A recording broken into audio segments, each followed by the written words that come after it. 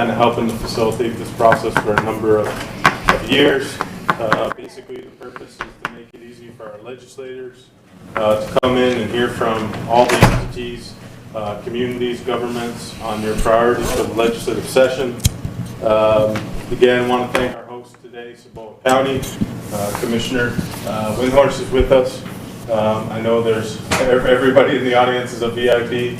I would just ask that the elected officials stand at this time so we can recognize you.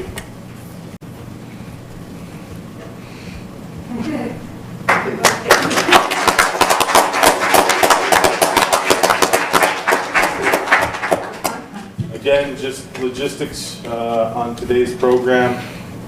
We're trying to be socially distant, make sure everybody doesn't take something home over Christmas that they didn't want for Christmas. So trying to keep everybody safe this morning. Again, if your presentation's done, you can either come into the manager's office and kind of partake in some lunch, or also just wait kind of in the lobby, because this room will get hot and we're kind of limited on space. We also have room up at the rostrum for folks if you want to sit up here. We'll probably just bring the lunch to the legislators so that we can roll through the program, get them to their other obligations. I did want to thank Wilson and Company as our host for lunch today. So please break bread with us and partake. There's definitely something for everybody. Again, introducing our panel of VIP guests up at the rostrum, our legislators, starting with Representative Harry Garcia, Senator George Munoz, Senator we also are just missing Representative Aliseo Acon. Hopefully he'll pop in and join us. I know we're also videoing this and we're live probably right now, so we'll be able to send him a copy of all the proceedings, materials.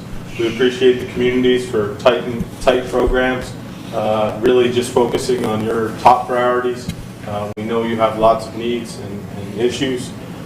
Did want to introduce the Council of Governments. We're a regional planning and development agency, basically under state grant aid contract with local government division to help communities with their infrastructure capital improvement plans, developing their capital outlay requests, helping you facilitate with legislators in Santa Fe, DC, etc. So again, I've got Bob Kuipers, our regional transportation program manager, and Brandon Howe, one of our planners. Brandon will be full-time in Santa Fe, taking over legislative duties for us on behalf of me. He will be able to help you with capital outlay, walking you through it online, getting to chapter houses and water associations, because we're on a tight deadline this year. Capital outlay is due on January 13th at 3 p.m. So we know a lot of you are waiting to hear the feedback before you submit. But Brandon can definitely help you do that. Legislators, if you don't have Brandon's number, we will make sure you're in contact. He will be up there to meet with constituents, help you with whatever you need in terms of getting those needs met. Again, just wanted to also mention some of the things that have been happening, and I will open it up for opening comments from our legislators. We know that redistricting has happened and want to know what that means for our communities. We understand House Bill 2 has been signed, that the appropriations from the ARPA, American Rescue Plan Act, will be going out. We're having a process. So again, I'm sure communities are interested in hearing that as well as kind of the financial outlook for the upcoming session. So with that, I'm not going to decide who starts, but Senator Munoz. Well, the young one gets to start. Oh, no, I'm just kidding. No. First of all, I apologize for being late, but I think our number one priority going forward is going to be I-40. And we're going to disagree, but we're all going to have to join together and either start making some hanging trees for the highway department, but I-40 has to be cleaned up. I mean, it's too hard for everybody, and they don't realize what rural New Mexico has to commute. We're all going to Flagstaff and Farmington because we don't want to deal with I-40, so I think that's very important that we focus on I-40 and how we can all join together and put semi in the right-hand traffic, which I ran a bill 2 years ago and passed the Senate and died in the House. But I think that's going to be very crucial. You know, redistricting happened. You're a good senator who I'm good friends with. He lost you, I gained you. And so we have an opportunity. And if we don't come together, whether you're Democrat or Republican, I don't, conservative, moderate, or whatever, if we not come together in rural New Mexico, we're going to lose.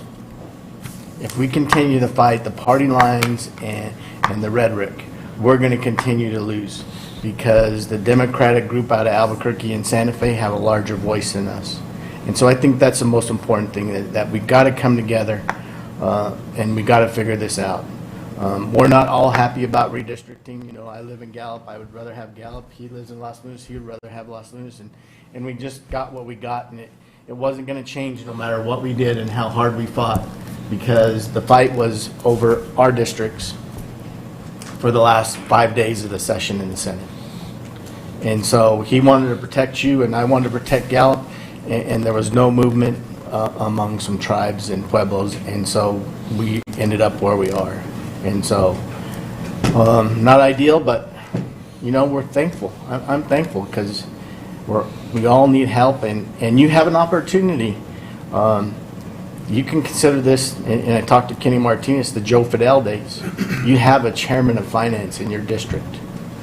And so things are going to get good for you. Things are going to get good for the people of New Mexico, and things are going to get better for Grant, Cibola, and the people in our districts. And we work together. I mean, there's not a problem with us working together in the Senate. So thank you guys for having me here today. And again, I apologize for being late, but I-40 is going to be our #1 topic for me. Go ahead. Thank you, Senator. Thank you, ladies and gentlemen, for being here today. I know most of you, all of you just about, elected officials. What the Senator just said about I-40, it is of utmost importance to get that thing done because, you know, it's too many backups, too many people are dying on that highway right now. You know, I just got an email a little bit ago that another accident by Albuquerque had a fatality involved in it on Interstate 40. And the most important thing that we need to look at is what the Senator said. We need to work together because this Republican, Democrat stuff, we are what we are, but if we don't work together, at the end of the day, rural New Mexico is going to lose out on what's out there. And, you know, if we don't band together, you know, there was an argument between the Senate on seats. My district got a little bit bigger. You know, I'm almost from Colorado to Texas line now on my district. I got the biggest district in the state of New Mexico. And capital outlay, what we get is very little compared to what we need because of the size of our districts. And but bottom line to this, all this is if we don't work together, we're not going to succeed. You know, no matter what I do or what either senator does, you know, we all want to pull for our districts. But if we don't band together, at the end of the day, we're not going to succeed. You know, thank you for being here, and hope we can help you all out today somehow. Senator Sanchez. Thank you, Representative Garcia. I appreciate you guys inviting me here today. Thank you for the invite. I got to echo both what they said. I-40 coming this way today was chaos, and we all got the email that there was another fatality today on I-40 near Albuquerque, so that's #1 priority that we got to work on. But like redistricting went, me and George work really good together. I will still be your senator for the next 3 years, and I will continue. I'll run again and be a senator again. And you guys all have my phone number, my emails. Reach out the same. I'm still here with capital outlay or any other issues that come up. And with that being said, we'll start the meeting. Devin, if I may. Sure. You know, last year for capital outlay, myself and Senator Sanchez, we worked together to put capital outlay in our communities, and that goes to show right there, not Democrat or Republican. He didn't say, well, I'm a Republican, you're a Democrat, you do what you want, I do what I want. And that's a very, very important point. Just what he just said, you know, he's here for 3 more years. I'm up for re-election here in next June, so I don't know if I'm going to be here or not, but I'm going to do my best that I can while I am here. So thank you, Senators, both of you. Appreciate that. The only thing, are we gonna get copies of their handouts for their? Yeah, and yeah, we'll make sure you have those. Okay, okay, thank you. It's also on the iPad there. Yeah, if you need to go back or forward, well, you have to share with Representative Garcia. We're all right, we're fine, go ahead, start your presentation. Yeah, so we're going to roll through this pretty quickly. Our first entity up is Cibola County. Judy, could you come up and introduce yourself and your counterpart there? Oh, yeah. Good morning, gentlemen. Thank you for taking time out of your day to come down here to visit with us on these important topics. I'm stepping in for Ms. Fletcher, our county manager, Kate. She's not feeling well today, but one of the, Senator Santos, I want to thank you personally for the junior money that we had received last year for the capital outlay. I was able to purchase body cameras, body armor, boots, uniforms, I mean, a bunch of really needed safety equipment, so I deeply appreciate that, as well as my deputies. But this year's project for the capital outlay is our public safety building, which is the most of us know it as the old armory, over by the industrial park up by the interstate.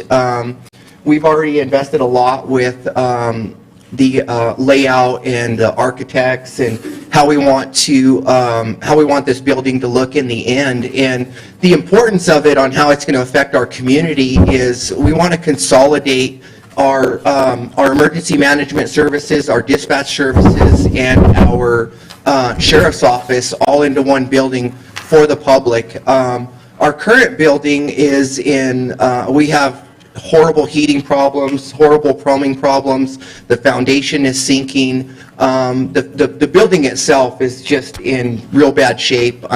We have individuals that that just walk in the office from the general public. There's no security because we can't close the doors because the foundation is shifted. They don't lock properly. But we have the sheriff's office, emergency management, and the dispatch center have been working closely with Judy and Kate and trying to develop this building to meet the needs of the community as well. We've designed it to update us with our current evidence room for storing evidence. Again, I-40 coming through here, we're picking up a lot of narcotics on the interdictions, so we need a bigger evidence room, a safer evidence room, and a more secure evidence room, as well as, yes, and the other thing is the response time for law enforcement is where that building is placed at. Rather than having units respond, when we respond for an emergency call, rather than coming through town, we can jump right on the interstate and get to anywhere in the county that we need to be. So it more centralizes everything and makes it more, response time more safer, a lot safer as well. One of the other things that we're doing as well is infrastructure as far as technology. When we talk about our internet services, the body camera stuff that we have to do, and all that is incorporated within that infrastructure of that building, as well as the sheriff's office. We're unique in that we have to maintain, track, and register all sex offenders for the whole county. So it also gives us an area within that building to be able to do that and keep it more safe and secure and keep those individuals away from the actual general public, and also with the emergency dispatch center and the emergency management as well. So again, that is one of the projects that we've all kind of collectively, our priority this year is we would like to invest in that building and continue that process. And any help or anything, questions, whatever, a tour, whatever we can do to help out, and any help that you guys can give us, we greatly appreciate it. Any questions on that project? Yeah, I got a question. Hey, Sheriff, how is that building in the inside? It's pretty well intact, you know. The armory building? Intact? Yeah, Yes, structurally, we went through with the architects, and the foundation is amazing. The property itself is in really good shape, and we don't have to really we don't have to alter the building to a whole lot to accommodate the three entities, but the building itself is in really great shape. They really kept upkeep on it. you know, I see you're asking for 5 million to upgrade it, you know, because the reality of it, you're probably not gonna get the 5 million to go around. You know, that's the reality of it. You know, even if we all put some in there, you know, our districts are so wide and so big. You know, because you know, for construction, you got 4 years to spend the money that you get for construction. So say if you got $1 million, how much could you advance on that property to do anything with it? And I'm not saying you're gonna get $1 million or less or $1 million or more, just a number. That's a great question, and I'll defer that comment for Judy. She has the numbers for us, so. Thank you, Chair. So as far as you're asking if we can get this done in 4 years? Phase it. Phase it. Okay. Both on. So we're in the design phase right now, and I'm looking at something that the architects have given me. So construction docs, the deadline to complete the construction docs 60% is actually today. And then January 14th, 95% construction docs. The construction docs are 100% done according to, I'm too short, according to the architects, 100% January 28th. So I'm afraid to move it because thank you.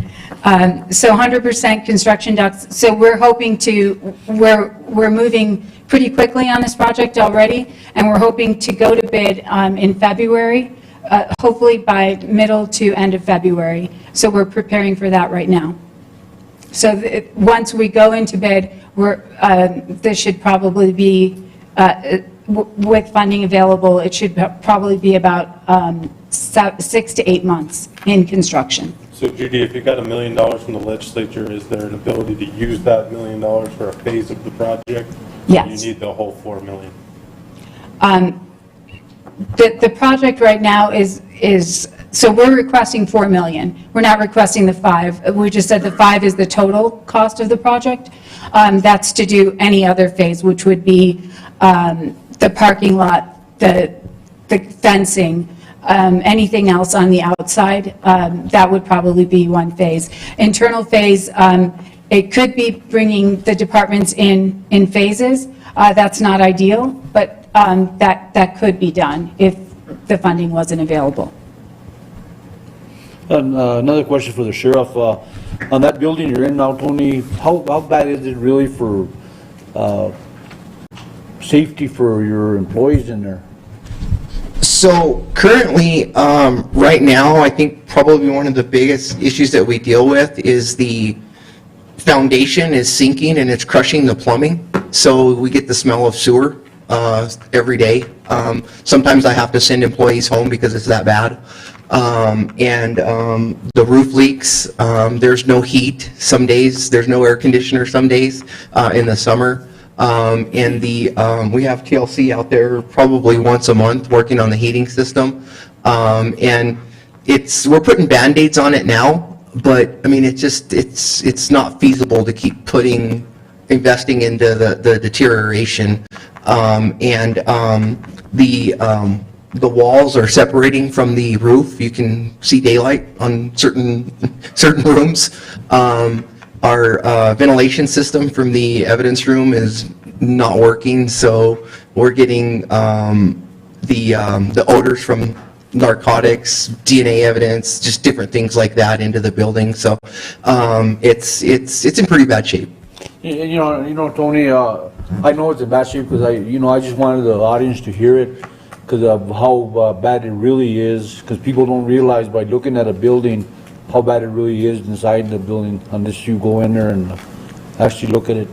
And you know, it is important that we get you funding to move you from there. But you know, like I said, you know, it's going to be a stretchy situation, but we'll give it our best try. Thank you. And every little bit helps. And to answer the question of could $1 million be implemented and spent right away? Absolutely. Probably just our infrastructure to keep up with the landlines and the internet services that we have to have, because we're moving a lot more data now than we were 2 years ago. I mean, just with the implementation of the body cameras, we're moving 3 times the data that we were last year. And so just even just $1 million to invest in that infrastructure would be amazing as well. So I mean, that could be that's one of the projects or one of the phases that we have as well. I mean, even just our parking lot, we lost a unit to a sinkhole. The ground just gave out. One question for Mr. Racic. How much money did you guys spend on that building last year? So, and I want to thank, Put the Mr. microphone Mayor. down a little bit more, please. I get nervous, so I don't. Okay. So we received $650,000 in 2020, and we have spent 616. We have 616 remaining, I should say. So we have been using that for the architect. And so any bills that we've been getting from the architect, I've been drawing down from those funds with the architect. So I've already encumbered a little under $100,000 in the $650,000 that we've received. So once, and so to encumber it that quickly, we received the funds, and as soon as the RFP was completed with the architect, I had this encumbered already. So a good portion of this money is already encumbered, and then once we go into construction, the 650 that we've already received will be used up quite quickly. I guess maybe you don't understand me. How much money have you spent on air conditioning and leaks and, Maintenance, sir. you know? On this building? No, on the building Oh. we're talking about. That would be a Juanita question. That's more of a maintenance question. I actually don't know. Do you know, Paul?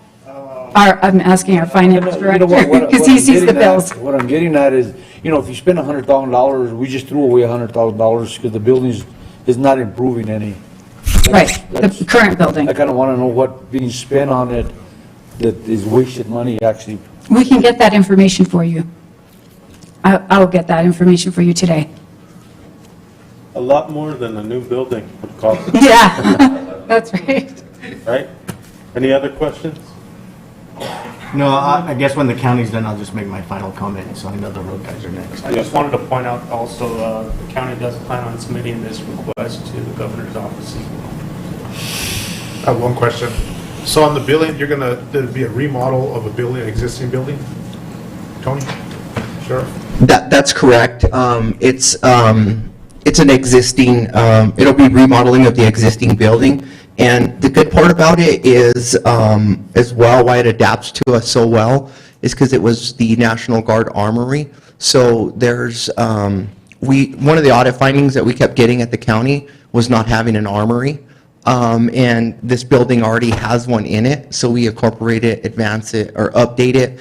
And the importance with that is the passage of some of the laws, and that is now we have to maintain, store, and a lot more weapons than we used to, from domestic violences and different things like that. So we have just, we're limited to space in what we can do, so we're turning people away to go to another agency because we just don't have the facility or the means or the room to do it. But remodeling that existing structure, it fits the needs of the public safety in this community as well. And part of it too is, one of the things I forgot to mention is that we incorporated in the plans is a training room, and that's not just for us. It would be for us to be able to host training for law enforcement from Valencia County, McKinley County, San Juan County, wherever, as well as locally, where we can host those and bring people in, and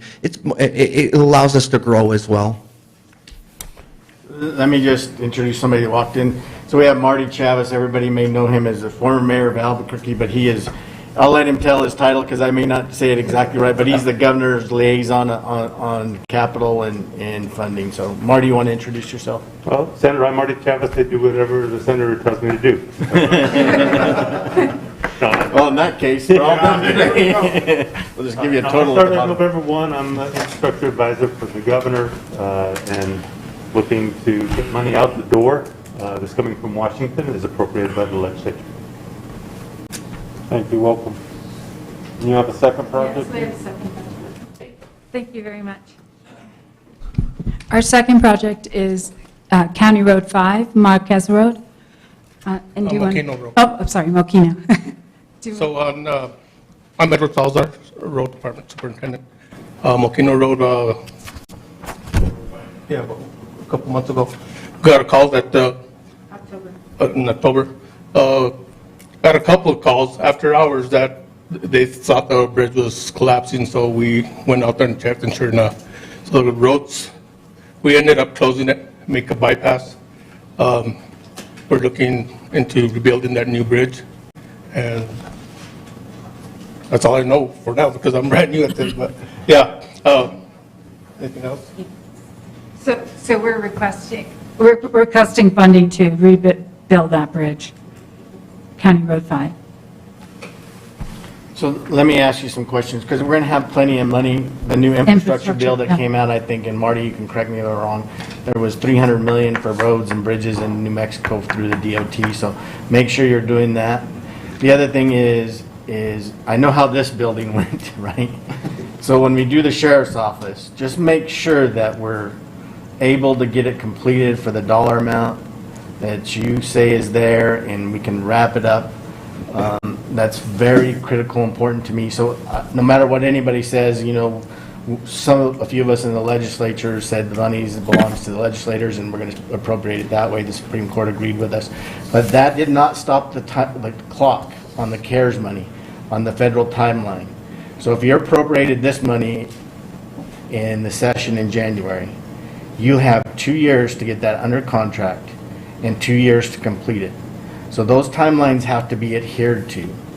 How much CARES money is the county putting in on their own for any of these projects? And what did you receive from the Fed through the state through CARES? How much total CARES money? So for CARES Act, we received $5 million, correct? For CARES Act, we received about $5 million. And I talked to Kate about that this morning. She knew that would be one of the questions. And the focus for the CARES Act money, after talking to different community groups and working with City of Grants and Village of Milan, and just trying to figure out what the best use of that funding would be. And it was determined that it would be broadband services within the unincorporated area of the county. And just to go back to the broadband uses, we have so much broadband money, and once we have a broadband director who is currently hired, that may be a connection for you, but I mean, we have almost $300 to $400 million sitting there in broadband money in cash balances, and there's some federal matches, and so we need to get you with that guy. So Okay. you don't use your CARES money that way. In the infrastructure package, I believe there was another lump of broadband money that was appropriated. $133 million. That's, we appropriated that in House Bill 2 through the Federal CARES Act, but in the infrastructure bill, there was another lump or reimbursement rate that matched. So I'm just going to kind of advise you, the best advice that I can give you is, we have tons of broadband money. Let's Okay. get you guys out and applying for it. See what your We will structural apply needs for are before you spread that CARES money on something that the state or the feds are going to pick up for you. Okay, That's very important, and we can help thank you but for the advice. we haven't had a broadband guy in I don't know how many years, and so it's been a struggle in the legislature. Everybody loves to talk about that word, but nobody really understands it, and they don't understand that you can dig up dinosaurs in the dirt, but technology's in the sky. And so I think you need to let us help you and maybe have Kate sit with us Okay, I will some let point you in know. time and say, okay, how do we help you with your application? How do we get your broadband connection? He has the same problem. And so how do we do that with the state money that currently exists in a federal match? And then I do want to see you guys commit some of your CARES money, and maybe not towards the road project, but towards your sheriff building. And even if it's a little local money, it helps us in saying you're committed as we're committed, and help us fund it all at the same time.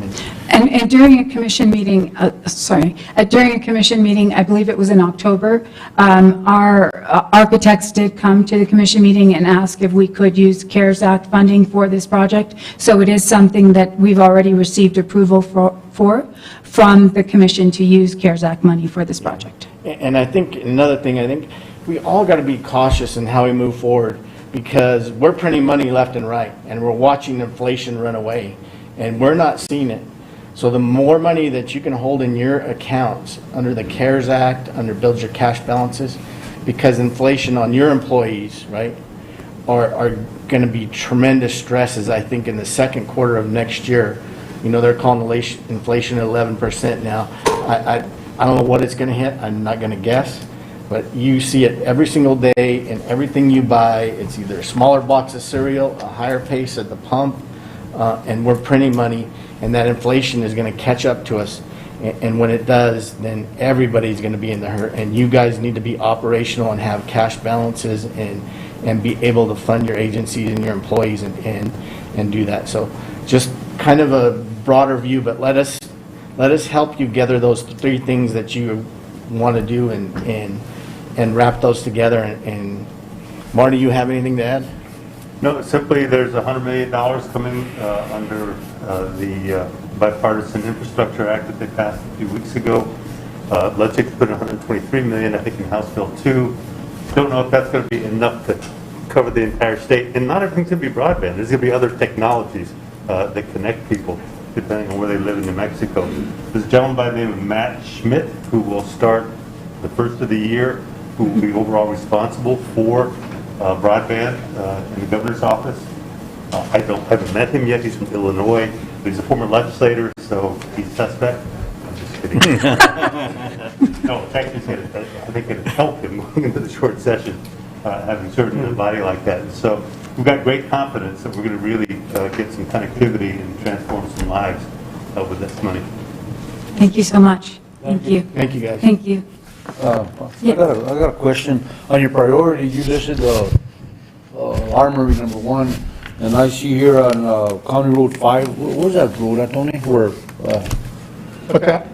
County Road 5, where's that road at? That is Moquino. The road into Moquino.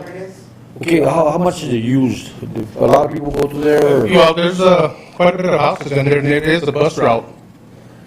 Because, you know, the reality of it, you're asking $1 million for County Road 5, and you're asking for $6 million for the jail. Which is the most priority? Which is your number one priority? I hear it's number one priority for the jail. Shouldn't be the road be one priority for people to get back and forth to work and to school and stuff?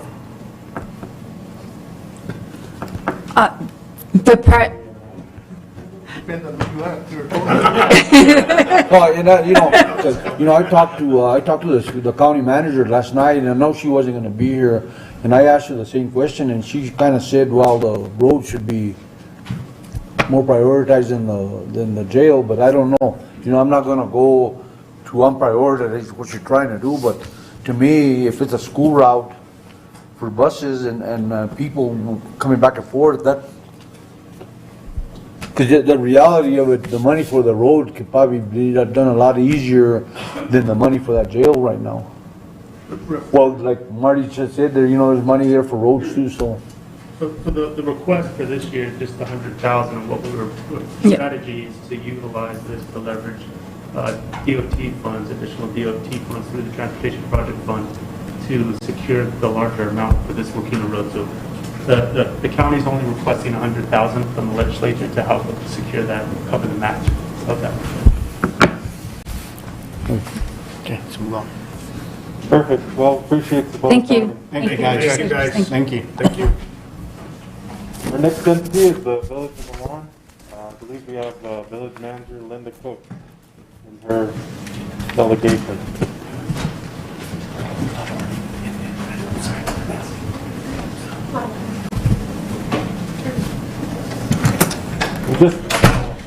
First, we'd like to thank you all for being here and allowing us to speak to you. We have 3 priorities. The biggest one, our number 1 priority, is our wastewater systems improvement. As you know, I'm sure you all are familiar with the fact that Milan has had a wastewater system that we have installed years ago, and it is time for an update. I brought my project manager Denise with me, who can give you more information. My finance person, Candy, who is on top of our finances, and Mario from Wilson and Company, who can also answer those type of questions. The wastewater plant is actually vital to our community, to our citizens, to the health of our individuals.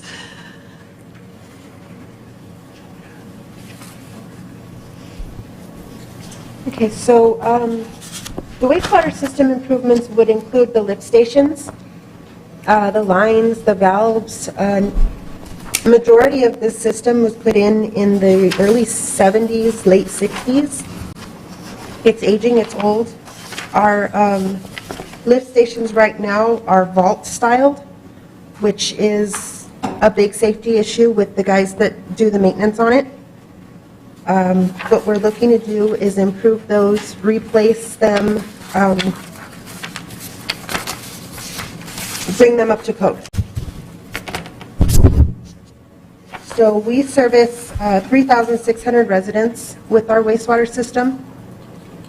We have 3 lift stations that are very old. And we were, unfortunately, one of these lift stations went down and we had to do emergency repairs on it this year.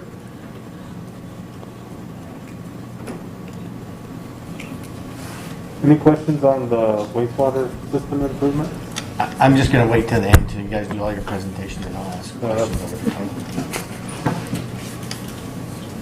So number 2 is heavy equipment.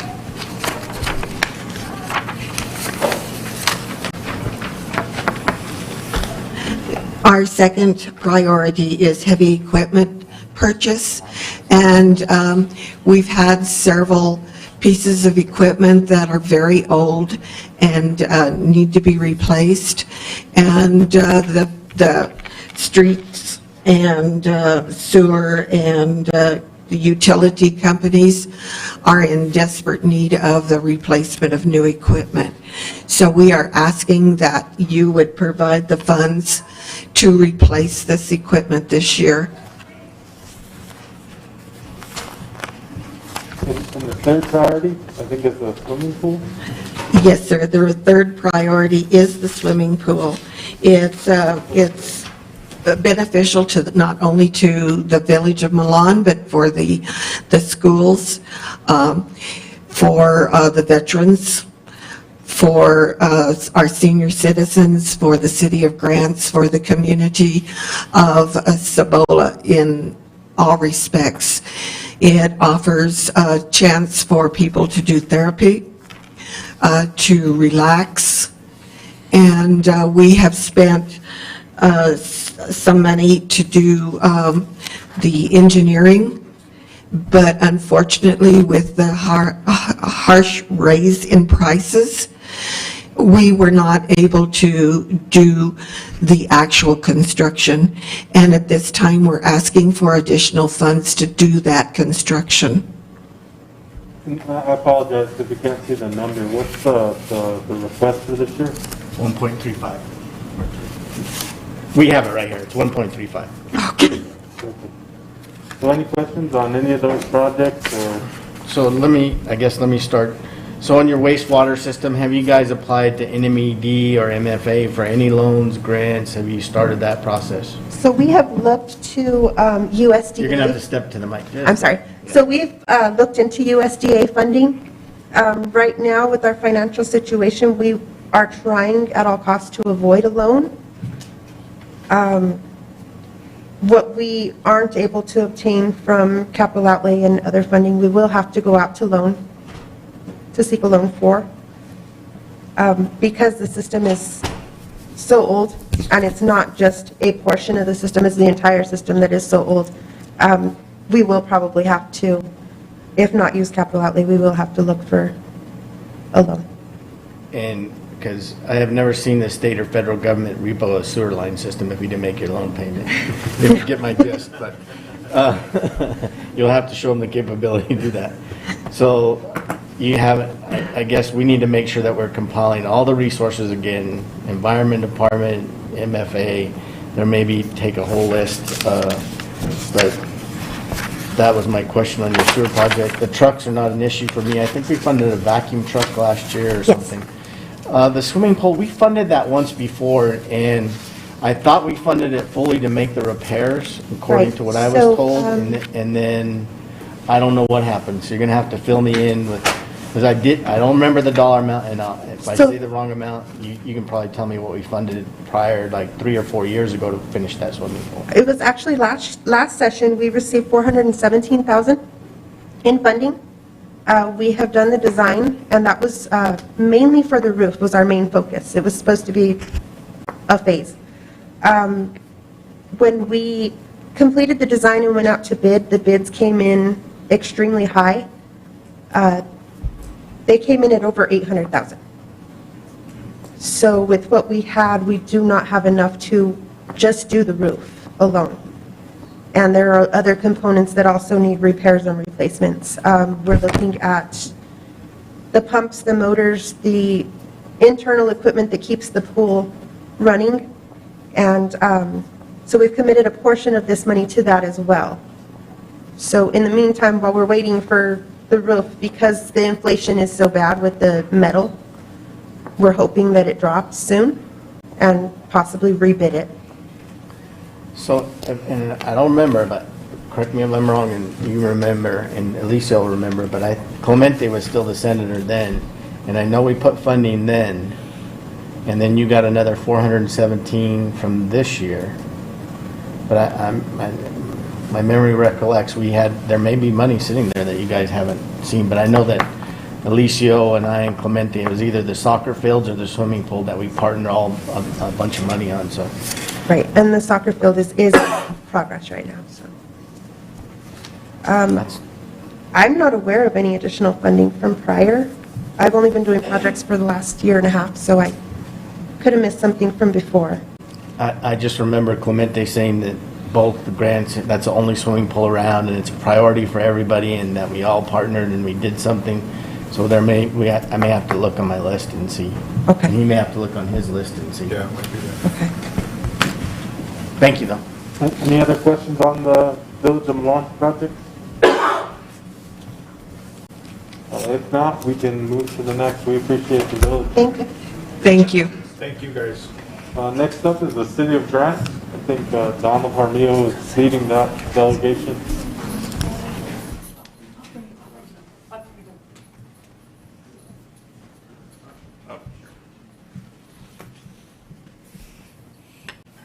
Good afternoon. It's a pleasure to be here. I'm Robert Windhorst. I'm the interim manager for the City of Grants. And I have here Don Harmio, who is the projects manager for the city. And we also have Mario that will be helping. Don will be presenting the ask. Some folks just don't need a mic, huh? Anyway, we appreciate the opportunity. I know thank you guys for always taking our calls and just being a phone call away. We appreciate that. Our 3 priority projects this year, number 1 is the regional indoor multi-purpose arena. A couple of you guys are familiar with this project. I believe Mr. Garcia and Mr. Munoz are familiar with it. Josh is fairly new, so anyway, we feel that this project is an economic development project. It's not just infrastructure, but there could be an economic development aspect to it. It benefits the entire county, and it also brings folks into this area. A couple years ago, we were given from the legislature, thank you, $2.5 million, so which got the ball rolling on the project. Right now, we have a master plan, and we are 100% full design on the project. That cost us about $300,000, and then we also purchased an additional 40 acres just north of the rodeo grounds property for expansion. So we've spent about $400,000 of the $2.5 million that we were awarded 2 years ago. We are currently under RFP for the metal structure itself. Understand we're doing this in 2 phases. just because we felt it was best to order the metal structure first because it's custom designed. And then once we get the structure here, it'll be in grants about in October next year. And that, so that falls right during the winter season of the rodeo grounds events and all that kind of stuff. So then we'll go to RFP midsummer for the contractor to erect the metal structure. However, COVID happened a couple years ago. We were hoping to at least get a canopy with the 2.5 million. However, because of costs going up, and then you just can't put up a metal structure, you got to worry about ADA compliance and, you know, the master plan, some other things came out. So we are in need of another 2.5 million, and that's besides the city's investment. Kind of another project that's tying into this project is we were awarded $5 million from the USDA in water improvements and $5 million in wastewater improvements. Anyway, part of that project is an expansion of sewer and water across I-40 to this area where the rodeo grounds is at. So there's always been interest from a motel or restaurants for that interchange, but we've never had the utilities that were suffice for economic development. Anyway, with the USDA funds, we are able to, like I said, upgrade the water, upgrade the sewer, so then we will have the adequate infrastructure to accommodate economic development in that corner, in addition to upgrading the lines toward the rodeo grounds property. Because now with the canopy and all that, we're anticipating more people, so we just can't run off a septic system. The rodeo grounds is currently in a septic system. With the USDA funding, we are going to upgrade the lines to where we're going to eliminate the septic, and we're upsizing the water lines toward the rodeo grounds. So our ask this go around is another 2.5 million. We're anticipating about 5.5 million, you know, due to COVID and different things. I mean, construction costs have gone down, but our most recent estimate is about 5 million. So we feel with about 5.5, we should be able to erect the facility, a canopy, one wall, ADA compliance, a paved parking lot for ADA, a roadway, a new entrance. Anyway, there's multifacets in phase 1. And then, of course, we have several phases after that that are fully designed for the full development of this rodeo grounds property. So our ask is 2.5 million for this priority number 1. You guys have any questions? Go ahead, Representative. Thank you, Donald. If I remember right, and the senator was here, the last time we talked about this rodeo arena, the city promised to put in $1 million funding. Yes, and you're going to bring that up. Well, you know, that was, you know, governor's office. Yes.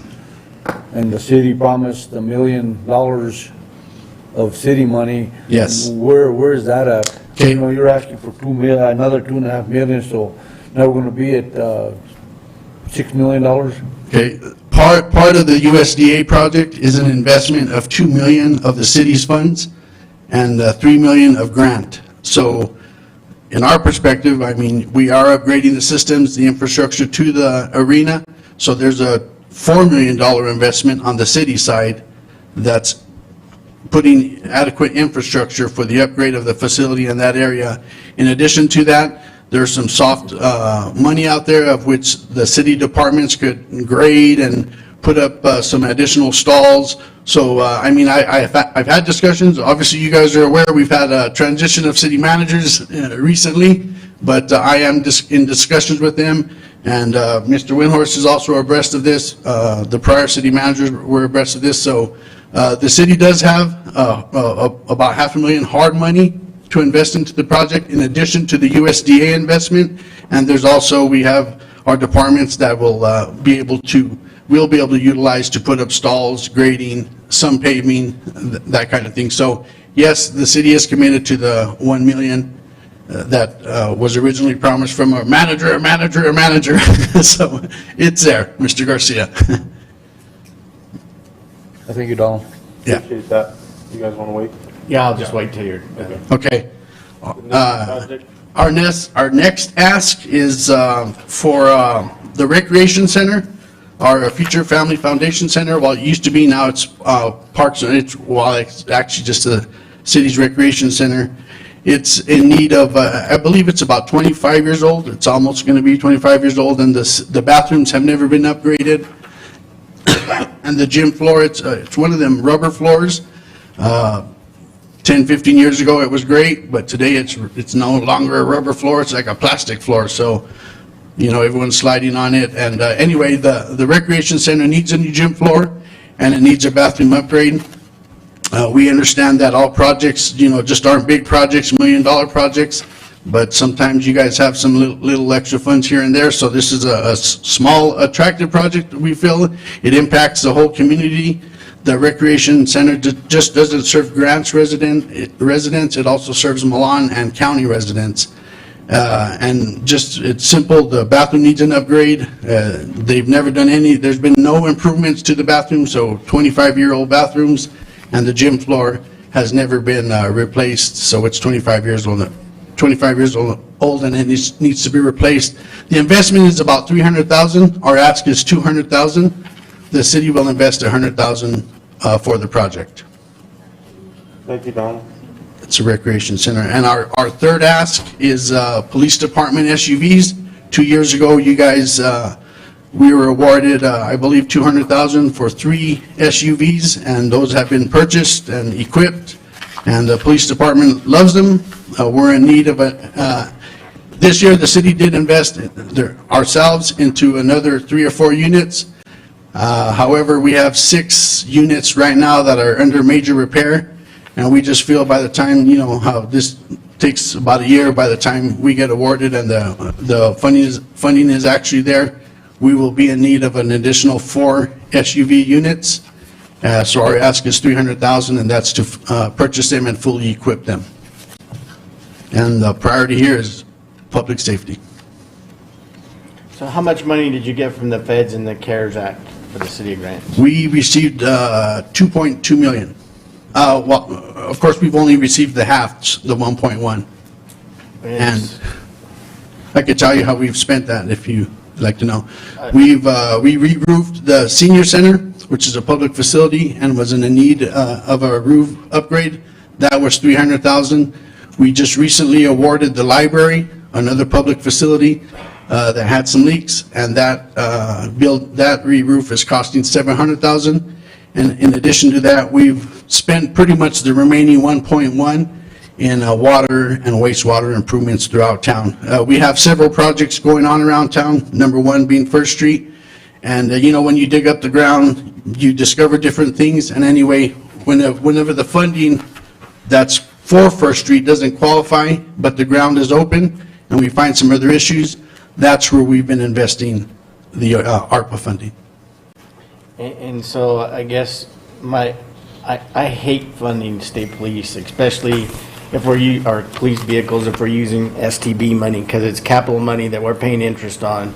That's a consumable item that some policeman wears out in normal use.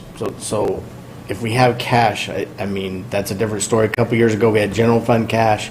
We appropriated. That's a different story. But police vehicles are, for me, to finance them over a 20-year bond is pretty hard for me to kind of do, and that's just a financial purpose. The building I'm fine with. The rodeo grounds, I'm just going to caution you guys again. I mean, we talked about this, and they said, let's put $1 million in capital. You got $2.5 million, and here we are today again, you know, asking for $3.5 million.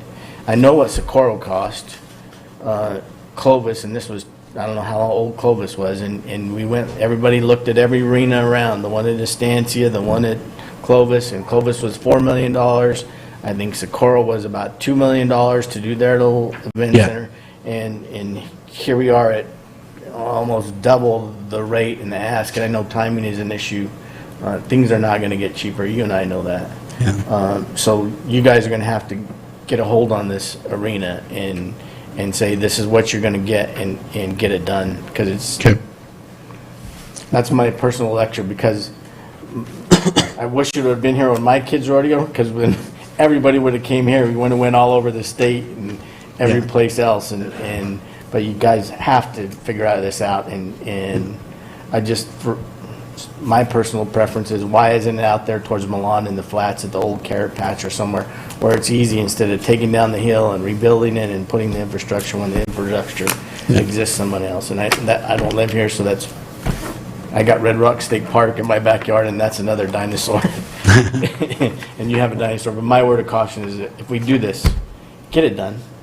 Quit asking, coming back, and changing the game plan, just get it done, and so that's my word of caution to the city, so. Understood, thank you. To what the senator said, you know, I guess to the city, what happens if you don't get this other 2.5 million? Where are we at on the rodeo arena right now? Well- You know, and I know that COVID came and everybody blames everything on COVID. That's bottom line anymore. You ask somebody, what's wrong? COVID. Why COVID? You know, and that gets kind of old, stale news, you know. What's going to happen in this arena and the investment we have into it right now if you don't get that 2.5 million? Well, like I said, the metal structure, the metal itself is out to bid right now. I've visited Socorro, I've spoken to the project manager, we've talked. I understand that there's, 5 years ago, 6 years ago about, theirs was 2 million, and we're using the same engineer that done theirs, so we're almost using the same avenues. However, I mean, okay, I won't blame COVID, I don't know what I want to blame. But the bids came in, and the metal itself is 2 million. That's not even to erect it. So, I mean, I'll blame Bob. Who's Bob? I mean, I'll blame somebody. I don't know, but I mean, yeah. So, you know, I don't know. I mean, costs have gone up, obviously. You know, but I mean, that's just what it is. The metal itself is 2 million, and Socorro got the metal and the facility up. Now, I will say ours is a little larger to cover our arena. It's 300 by 260, something like that. I believe Socorro's is 260 by 225, something like that. So our facility is a little larger. Now, okay, grants, and I always hear this from engineers, our dirt sucks. It's bad dirt. We live in a bad area. Maybe the volcano. I'll blame the volcanoes. That's what I'll blame. I'll blame the volcanoes back in the day. But I guess the concrete alone to put up our structure, because how big it is and the beams, how engineers could explain this better, but how far they are apart. Concrete alone for this facility is $750,000. That's just to put the poles in the ground and hold it up. So concrete alone is almost how much the metal structure is. That's all, yeah, the ground. I mean, I guess the boulders in one corner, they're 15 feet to put a base. The other corner on the opposite side is like 50 foot underground that we got to fill with concrete. So there's $750,000 in just concrete alone. Cover the volcano. I guess what we did wrong, we underestimated what it's going to cost. Because when we first started talking about this, you guys asked for the 2.5 million. Correct.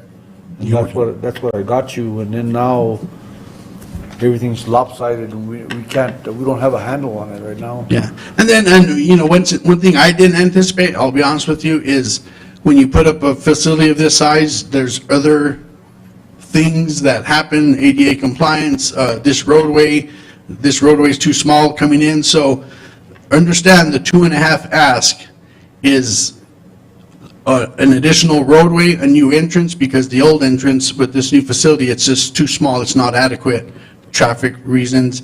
The ADA compliance, we got to pave the parking lot. The septic system, I didn't understand at the time that it was under a septic system. There's no way we could build a facility of that size and it'd be a septic system. So there are some things that I made an error, I'll be honest with you, in addition to blaming Bob.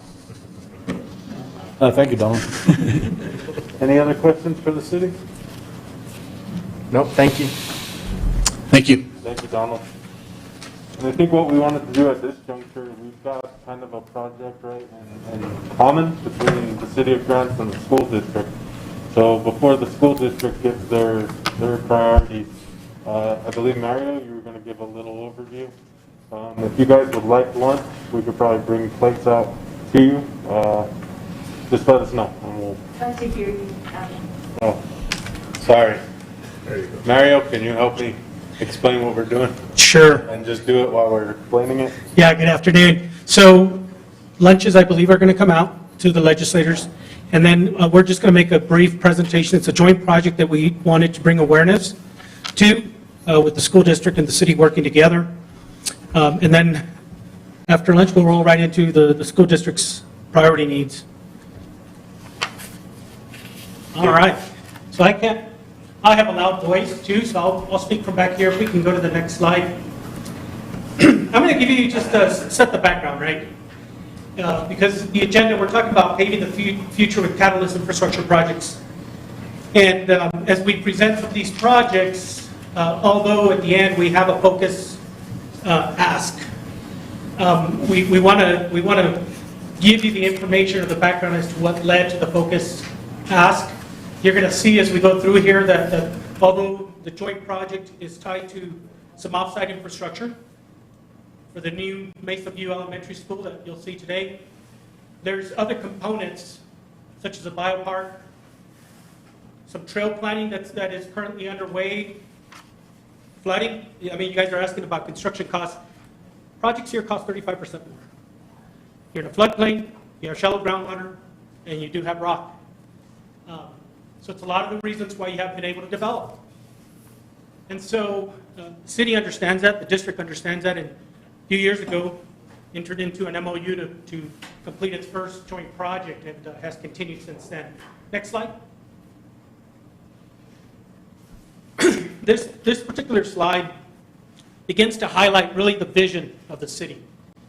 In the mid-90s, to set the context, in the mid-90s, the New Mexico Department of Transportation actually had about $6 or $7 million to redo First Street, Second Street, and Roosevelt.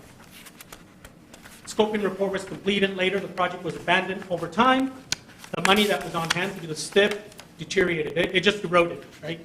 And it was abandoned because of a chlorinated plume that the department, unfortunately at the time, was unsuccessful in mitigating that, meaning securing NEPA compliance so that you can move forward with the project. You fast forward in time through different administrations at the city level. We've had different phases of the First Street. And a couple of years ago, we had to reach out to Senator Clemente Sanchez and Representative Garcia in the final phase of First Street, right? So you fast forward, we got Second Street done. We were heading towards finishing First Street and worked with the DOT to get Roosevelt at least rehabbed. And we were short. We were short money. And our legislators, you all were gracious enough, kind enough to meet us in Santa Fe, and the DOT was gracious enough to give us the funding, and we finished First Street. And so the city has done a lot, right? I mean, you think about their timeline. Second Street, First Street is getting wrapped up. You see a trail along Second Street. You see a pet bridge that, by the way, is a joint project the school district did with the city, working together. I walked in when Representative was talking about, we got to work together. 100% agree. And now, as we're turning the corner into infrastructure, Don and the city and others, including the COG, they've been in several conversations with us. They're a tremendous partner. We look at the future projects need to be catalytic. We need to do something different. We need to create jobs. We need to make this an attraction. And so how do we do that, right? And so we started to, in this map, really capture short-term objectives. The biopark, we're going to show you what that is.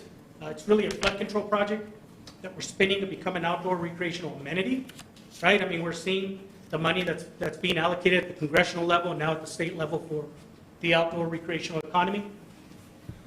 We see the opportunities in developing that open space, the biopark, and tying that as you head further east into the Main Street commercial corridor along Route 66.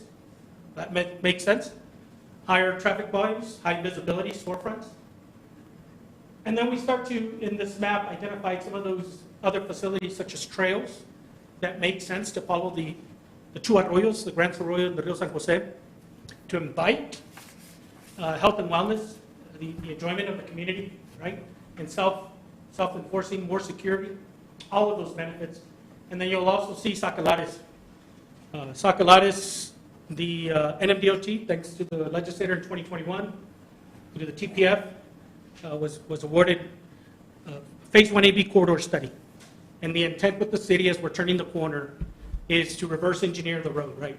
We no longer want to look at this road as a traditional road, but we rather want to look at the opportunities. What's the land use around both sides of that road to support the gaps, the market gaps, the housing? There's a shortage of housing here.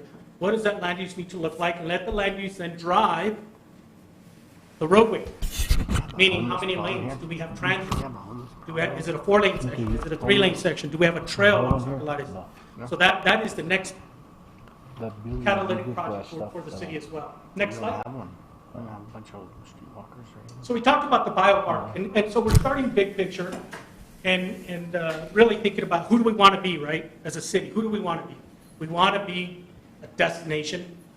As we work towards growing up, first we're local, then we're regional, we want to be national. And so this biopark is the idea of gathering the confluence of the Rio San Jose and the Gran Arroyo. And it's important, and we thank you for being here today, because it's important to hear the full message of, okay, so if we're taking this open space and the school that is now being built, by the way, if I had a laser pointer, I'd show you where the school is, but it's close to that yellow line. That is Mesa View Elementary. That school is being planned as we speak right now and will be reconstructed. Brand new school. But we have a floodplain right through there. We have significant drainage, and many of you that are familiar with this area, you saw that in 2006, the school flooded, the apartments, the residential areas, future family foundation, community center. This whole area flooded. And so the city is not working in a silo. The city is being intentional and saying, if we're going to work together, then we need to resolve the flooding as we build the new school, because we don't get to build a lot of schools, right? In these rural communities, you get one chance, and you better hit the ball, right? Because if you don't, that's done. So the biopark is an opportunity to bring the two arroyos, treat the water, that's intentional, water quality, reintroduce it downstream to Rio San Jose, so that we can now have an avenue to go after federal funding to create this flood control facility, which we call the biopark. And what do we do with the excess dirt that we dig up? We fill back up in its perimeter, and now we're creating an opportunity for private investment to come in and maybe start looking at, do we have a little bar and grill? Do we have possibly a little rental area for paddle boating or other water-related activities? But we're using the ability of the environmental water quality. And the story is that the Rio Puerco, the Rio San Jose here, goes into Rio Puerco, that goes into Rio Grande. It is your most contaminated water arroyo in the state. And it makes sense because you're in a mining area, in a mining region, right? So we feel that this is a very, very compelling reason. The planning has been done. We are now moving into the next phase in January for 30% design on the biopark, and then some of the other support infrastructure that we're going to show you. But keep in mind that the biopark, again, is still just a flood control facility. We're spinning it to provide water quality and outdoor recreational amenities, but it's still serving the local drainage, and it's going to help the school to protect it. Next slide.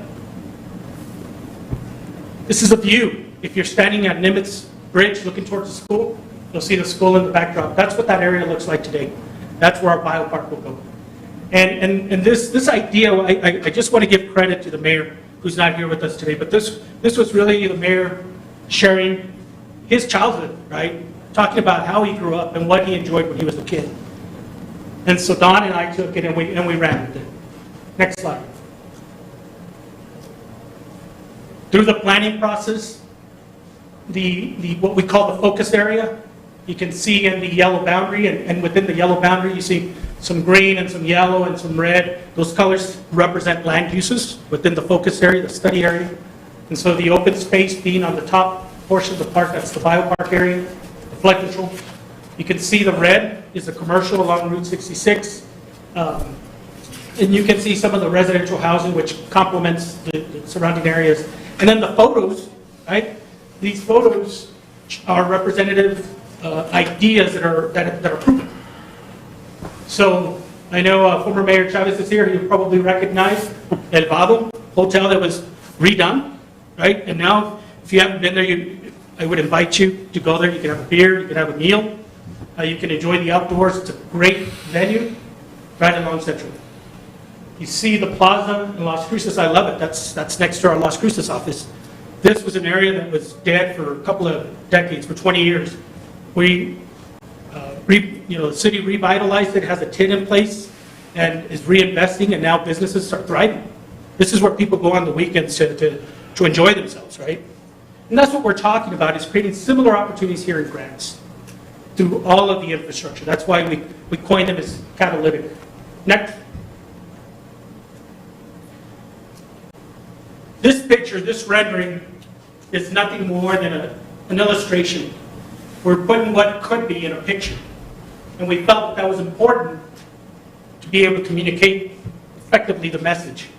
So just to orient you, top of the screen is the north side. Washington runs straight right, left to right. That's Washington Avenue. By the way, we have funding for that. You'll see construction next year. It's being coordinated with the schools, so we can provide a trail, take care of all the drainage, provide proper access. And we wanted to look at and see what would it be like if when the school starts to when you start to construct it.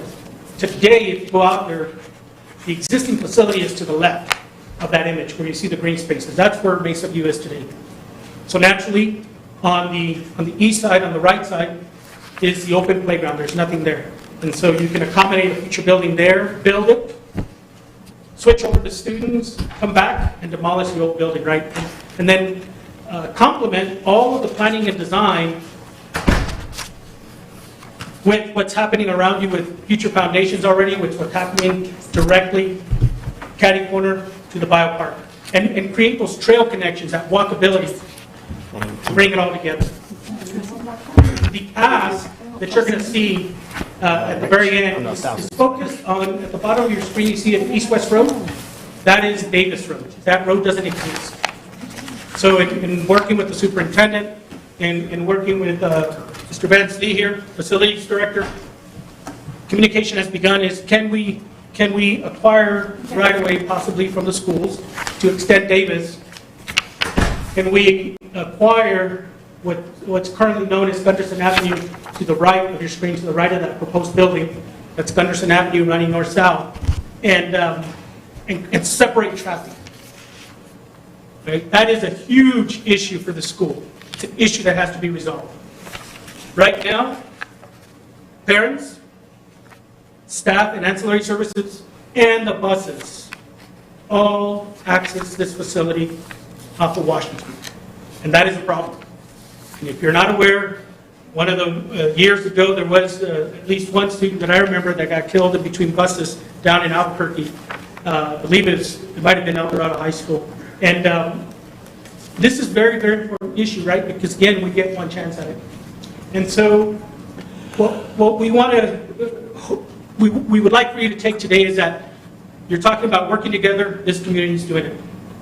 This community is thinking bigger.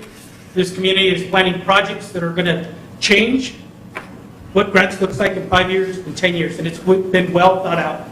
And so what we don't have is the funding to construct Davis, that extension, and Gunderson. Next slide. Driving the point home. This is a schedule. This is a contractual schedule with the school district. And I know you can't read it. That's intentional because then you can't find the mistakes. But the takeaway is July of 2022. July of 2022.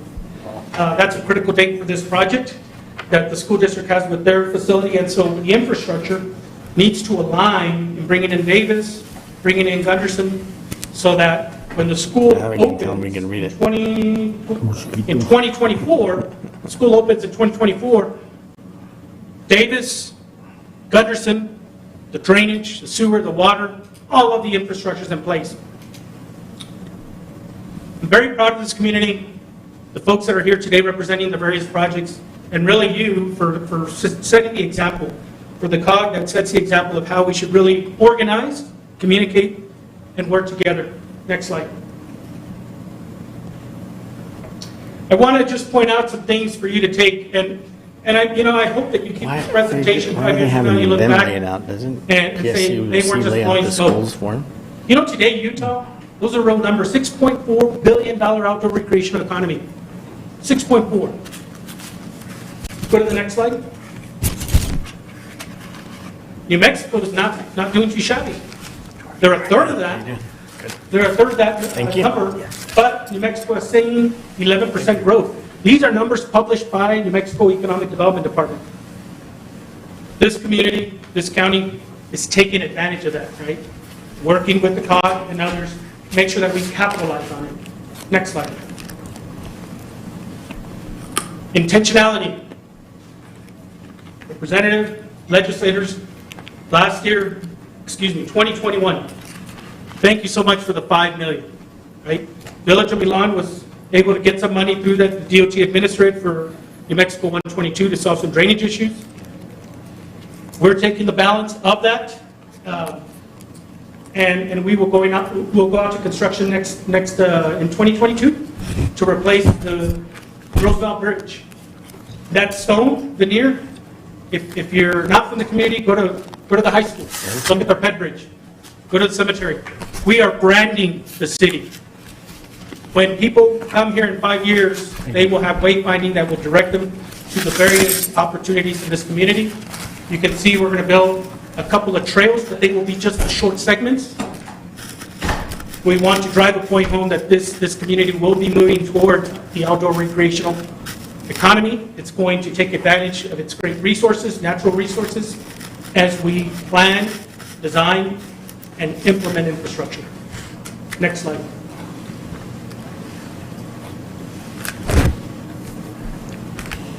So the ask, again, the biopark is moving towards 30% in 2022. We continue to look for other funding sources. The capital outlay money, the state monies through the various programs, we typically use those to leverage, so we thank you. But we need $2.6 million, and hopefully we can have another House Bill 2 where we can put in a $5 million in and split it with Milan, as they have a lot of needs as well, so that we can both get our transportation projects underway. Are there any questions? And Don and Vance, I want them to add anything that we left out. Thank God for iPads so I can expand and read. You have a little line that says July 2011, 2022, cannot move. Cannot move. Came straight from the architects. Well, aren't you the architect of your firm, because it's showing you as Wilson Engineering Consultants? And Although I'm an engineer. But Vance can tell you about that line. You want to talk about that line? Sure. Lane Harry. I'm the Director of Facilities and Operations at Grant Cibola County Schools. The reason for the do not move is it's more of a construction timeline. We want to hit an August open date instead of a mid-year. So that's really why it says do not move. Yeah. FYI, don't give us iPads if you don't want us to read your presentation. Dang it. Any other questions? We just wanted to really drive home the point of how, when we present these projects, it's, we need this arena project, we need this road project, and really we've never present the connectivity of the vision. So we wanted to show that and how people are working together. Again, that's straight out of House Trends, I believe, is how that gets there. So I think they're looking at you, Representative, to see if we couldn't identify 2 more projects in Grants and Milan. If there's some funding for transportation again. And that Davis and Gunderson project, now you can see how that would move and how it expands on your original appropriation for Roosevelt. So we appreciate you for that and all of you for supporting it through the process. It's nice to have a finance chair out of this county for a lot of purposes. If there's no questions, I just wanted to invite the schools maybe to start talking about how they're coordinating with this, but also to make sure Max, superintendent, has time for their priorities as well, if that's next. Or did we jump? Did I screw up? I probably did. Go ahead, Max. We'll figure out where we're at. Or I will. And then Senator can help me on the iPad. Sorry, Eileen.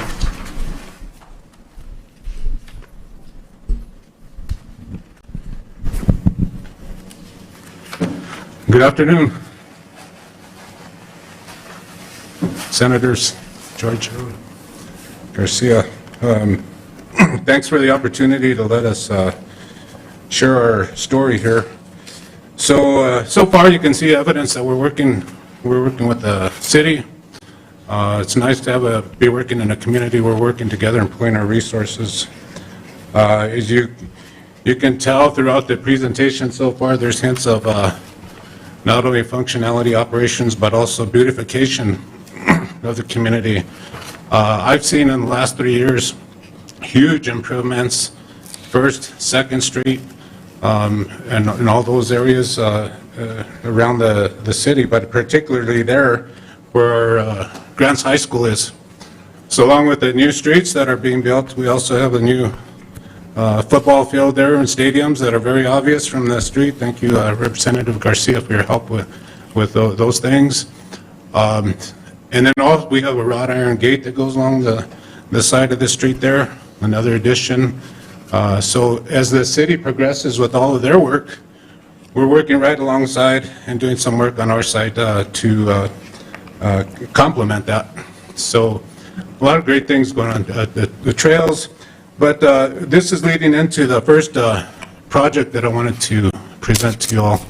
So right along that street on the south end, we have a technology department. First, I'd like to tell you that we have a great technology team, first class. We have some infrastructure that's probably second to none as far as the fiber, the routers, the switches, and servers. So with all that, having a great team and having all of this great infrastructure, they're operating out of a portable. And it just does not make sense. And there's a picture here of where the servers are housed right now. You can see where the building is kind of dilapidated. So it's very obvious that there's a mismatch there. You have the great infrastructure, but where our team is being housed and where it's being operated out of is really in need of modifying, rebuilding, and we have some proposals for you all and asking for your help with getting that up to a place where we can work out of proudly. So operationally, functionally, that there's good reason. But the other part of it, as I mentioned, it's in that same area where if we can take down the old administration building, take away the portable, make it more permanent, that's another big plus for that beautification of that whole street there. So we ask for your help there. And then the other thing I'd like to mention right up front is, we have several things going with the district. As mentioned earlier, we have Blue Water Elementary School. That's well on its way. We're ready to dig dirt on that one. We have Mesa View Elementary, as you've seen here. That's in the design phase, and that's coming up alongside that. We have another big project with the roofing and HVAC at Laguna Acoma High School, up to the $4 million project. So we have all of those things going, and we have funding for those, and we've organized our funding so that we can keep all of these projects going, juggling properly in an organized and logical way. But a lot of those funding, including bonds and so on and so forth, we don't have those kind of funds that can be directly designated for projects like this. So we figured this is a time we need to ask for your help with these kind of projects and this type of whatever funding we can get. Unfortunately, our finance director couldn't be here, and I apologize for the absent figures on the cost that we're putting in there. That's still under construction. We're looking at multiple sources of funding to, of course, do as much as we can, because I know that this is a big ask. But we're looking at the other sources, windfall money, impact aid, just everything that we can to offset this in the best way that we can, and still keep ourselves in a safe place with cash balance, as I heard mentioned earlier. So that is the IT project. I'm going to say something on that first. Any more on AT? Or? Okay. And the second ask, and I hope that they've included, I think they included the pictures of the current bus barn. Okay, this is another very logical need. Our current bus barn compound, it's a combination of the transportation buses and maintenance offices. It's old. The building is probably, well, it's at the age where it's not going to make sense to pump any money into it to rebuild it or fix it. It's a very tight space. I think you have to be a very good bus driver to be able to park it in there and squeeze it in with all those other buses, you know. And then the mechanics, if you can get the bus in the garage through all those other buses, when you do get it in the garage, it doesn't fit in the garage. Half of it sticks out the back end. So guess what happens in the winter time when it's like 10 degrees outside and the mechanics are working on the buses? You can't close the garage door. It gets kind of cold. The other thing is when they're working on a bus, and you know sometimes you don't get it fixed in the day or in the daytime, so they have to leave it in the bus. I mean, they have to leave it in the garage. So and you can't pull the bus out because the engine's out of it. You know, so you have to again leave the garage door open. Security issues. You're leaving all your tools exposed, you know, throughout the night and so on. Anyway, the longer story short, it's a really tight space. It's not very logical functionally the way it's sitting there. So we do own some property over in Sacalaris, several acres, and what we would like to do is just do something that Grants can be proud of, and have a nice bus compound, combination maintenance, transportation facility. So we can be comparable to some of the other districts I see around the state. Belen has an excellent transportation. You can drive the buses in and lift them up. You know, you could probably fit 4 or 5 buses in there at a time. We can only fit half of one. Yeah.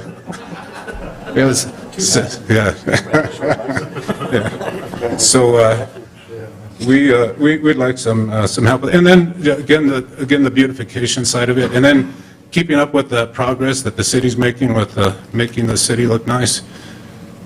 We can start all of this progress over on Sacalaris and get some good things going over there as well.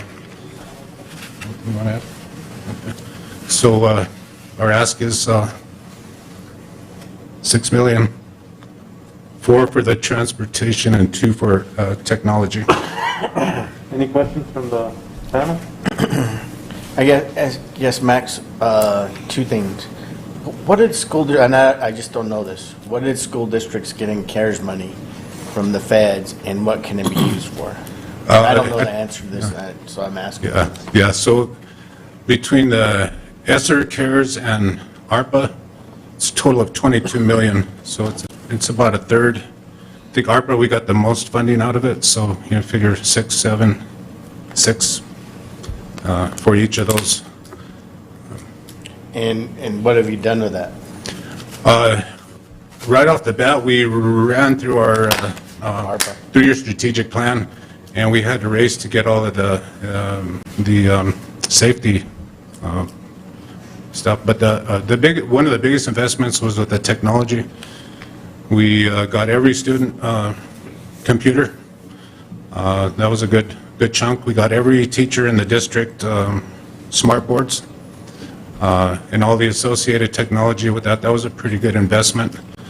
And the other part is we're doing planning to invest a significant amount of that money in career pathways for students. So we do have most of that money designated for different purposes, but they're all student focused, and they're all based on providing our students with more options and careers, and provide them with a safe and healthy learning environment. Any other questions? Well, let me ask you. So what are you doing with the impact aid money? I mean, I haven't figured out what Gallups doing, but I don't see and I don't really like what I think they're doing, but I don't know for sure. So that money's to follow up those students. So how are you using that impact aid money? Because you could use part of this as a technology for those students, right? As long as it's student oriented and goes to the students, that portion impact aid. And I don't know, what did you receive, 6 or 7 million in impact aid? No, I don't know. before we got the additional 75%, we were receiving about 1.2 million every year. And then now that we've won the impact aid battle, we're up to 3 million. So, not sure. Yeah, that 3 million is pretty much devoted to operational, because it's in lieu of taxes. And so that's on the operational side. We do receive a little impact aid capital outlay money. That last round was applied to the Laguna playfields, where we applied that. So it got swallowed up pretty quick. It was 615,000. Yeah, nothing. Went away. Okay, no, I get it. I just think that some of this stuff can be driven by impact aid. I mean, you may not be as large as other school districts, but every kid needs a bus, and I know Harry rode the short bus, but every kid needs a school bus to get there, and if they don't have maintenance on them, it just doesn't work. And then, wait, let me ask you one more question. And I didn't know this. So there's no such thing as snow days anymore. And so no matter what, you have to have the technology in the kid's hand and the teacher's hand in order to offset those days. Is that correct? Am I hearing that there's no more snow days? Yes, sir. As we, after COVID, we have now the capability of, if we have to shut a school down, we don't shut it down, we just switch to virtual. So same with snow days. And so do you have that? It sounds to me like you're pretty technology driven already in your system, right? Do you have that for the students, right? And I'll just use an example. And we've talked to every broadband provider in the U.S. in Senate Finance, and like Starlink, right? They're the only ones that can get you access. I think you have students being served by Starlink right now. Maybe, maybe not, but I know that there's some in Cuba and some in Gallup. I mean, that's an availability option that some school districts are already using.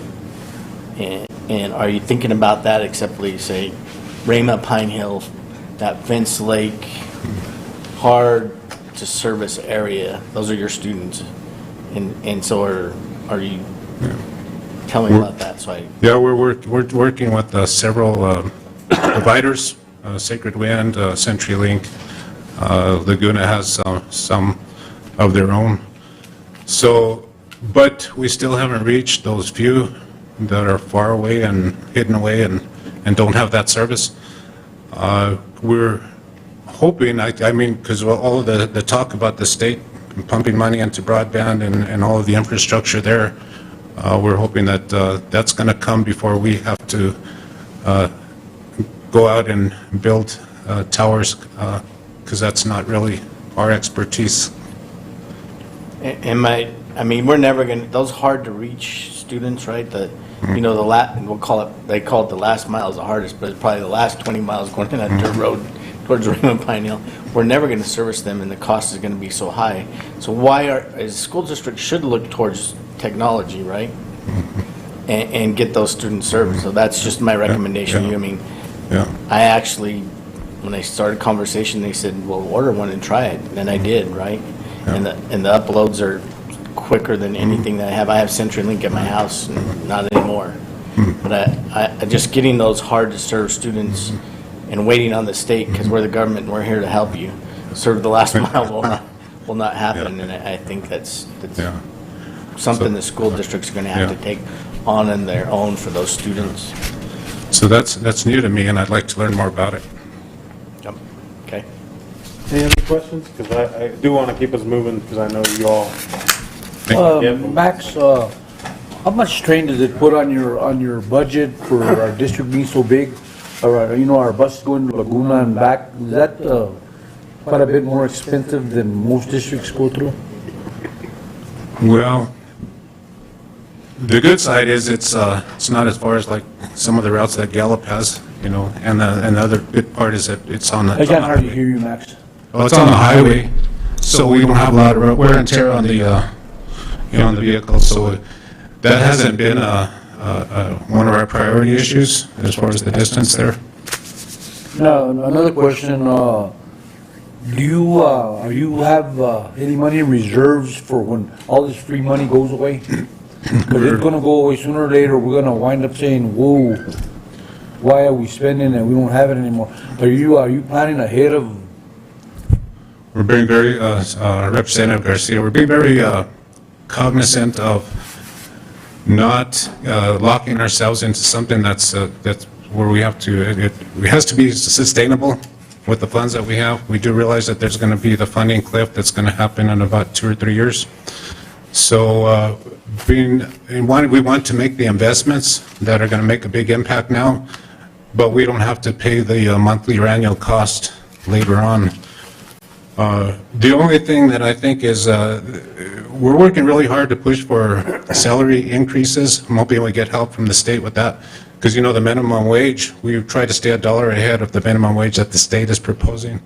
So we're up to 12, 13. Now the state's saying they're going to move to 15 as the base, and we want to stay a step ahead of that. So we're working our salary schedule so that hopefully we can accomplish a $16 an hour base. And that's where we have to be careful, because that, once you lock those salary schedules into place, that's going to go beyond all the funding that we that comes and goes. So. And you know, like what you said, minimum wage. How many employees do you have that are on minimum wage right now? Oh, I couldn't give you the exact number, but yeah, I'd hate to even guess that. Anyway, because the reason I asked, Matt, because I had a meeting in TRC yesterday, and the people that are struggling with minimum wage is because McDonald's will pay $15 an hour, and then you're trying to pay $11.50 an hour, so that makes it hard on employment. That's just a question I had. Yeah. Thank you, Max. Thank you. Thank you, appreciate the presentation. We are going to try to just keep moving, and I know you'll see these folks be able to ask individual questions on a series of topics, but just so we're respectful of everybody's time, including our legislators and our presenters. Brandon, if you could get me back on track with the next presentation.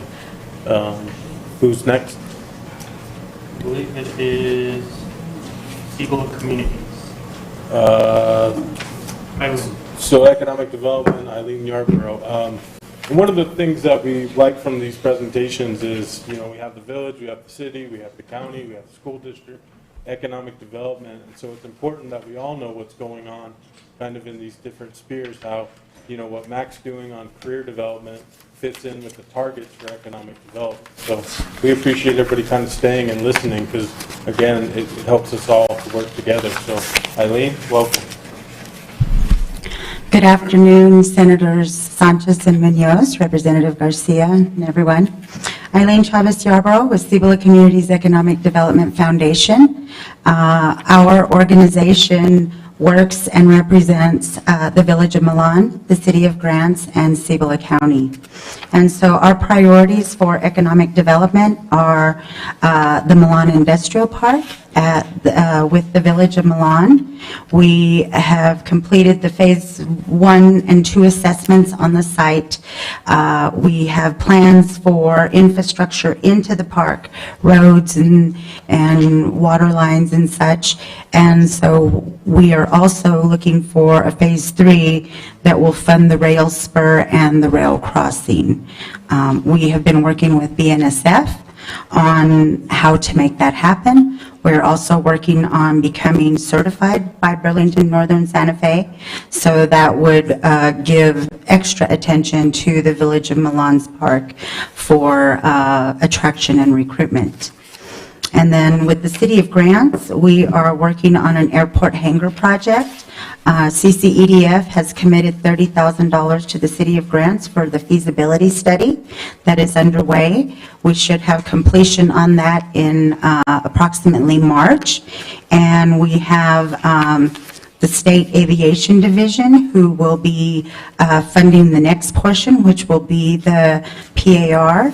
And then we are looking hopefully to EDA, State New Mexico Economic Development Department, and one other source that I can't remember right now to fund the entire project. This project is approximately a price tag of $1,250,000. Of course, when we first started, it was about 800, but because of the costs of material and equipment and such, it's gone up.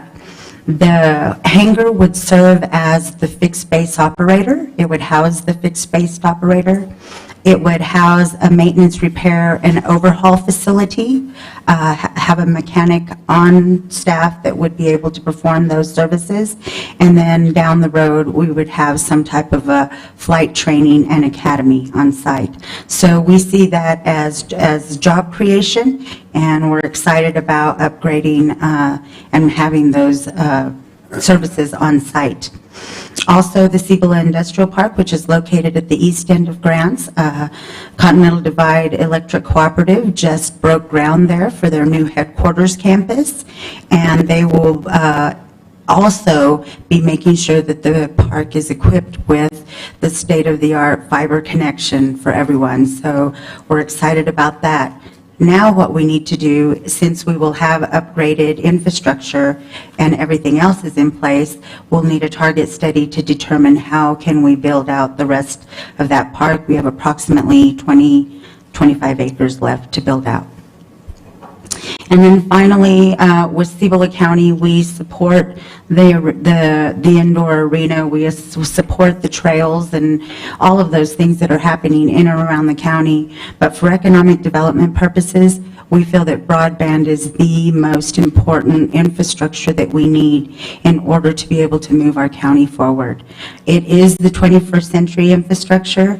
The school needs it, the hospital needs it, everybody needs it to be able to conduct business today.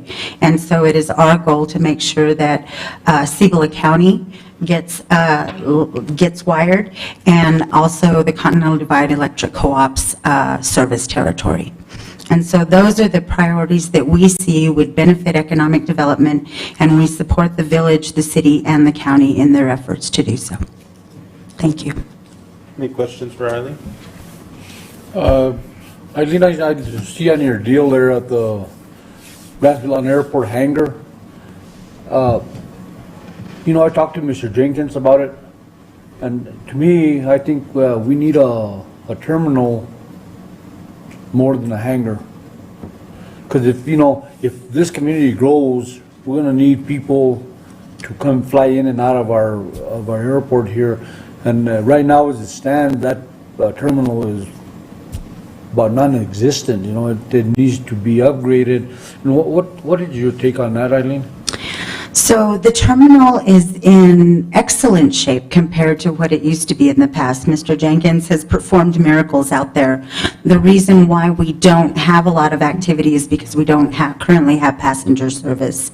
I do agree that we do need a new terminal, but we also need revenue streams to be able to support that terminal.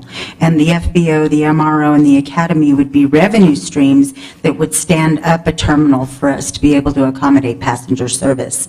I do agree that we do need passenger service. We're aware of what's happening out in Pruitt, and that Gallup is just slated specifically for cargo. So we do want to place ourselves in the position to be able to accommodate passengers, and a terminal is needed, but I feel that the hangar is an important piece of that should be done first in order to create the revenue streams to support the terminal down the road. Well, what would be the purpose of a hangar, Eileen? What's so important about a hangar over a terminal? Well, So Representative, when you fly your $20 million jet in, and it's 7 You wanna degrees, fly it, you wanna park it inside and the basketball players that own the ranch down south, they don't want to leave it on the runway. And so it's $500 a night to put it in the hangar, and so. and also, right now, there's not a place to work on planes, to overhaul them, to repair them, nor is there a place for the fixed-based operator to operate out of. So just having a place that could be used for training, for maintenance and repair, and for the operator to operate the airport out of is of extreme importance to be able to get to the terminal and passenger service. If we have passenger service and we have planes flying in, we have to have a place for them to fuel, to have maintenance, and a place to store their plane if they have to stay over. Representative, I think that definitely bringing everybody together on that, making sure we're all on the same page, because I'm sure they would take both if we could get them funded at the same time. You have one with $20 million jets? But I think it's important, especially the users that, fly in and out of these airports, but understanding. I know we have some models. Roswell Air Center has done a good job producing revenue for the community and economic development, but we kind of need to know chicken or egg, and then we need to know, what we can use FAA funds, what we can use DOT, what you can help us with, and really, before session, make sure we go in and get what we need. So I would just appreciate if COG could help set that up, and we have that discussion with Mr. Jenkins especially. I know he wants to just see this through to the finish, and so if we can help him do that, secure that legacy there, I think we'd all be better for it. So appreciate your leadership too on House Bill 2 and helping getting some airport funding set aside. So. Representative Garcia, I wanted to say that the airport project, we're looking at it as a whole. So the hangar component would be the first phase to get to the second phase, which is the terminal.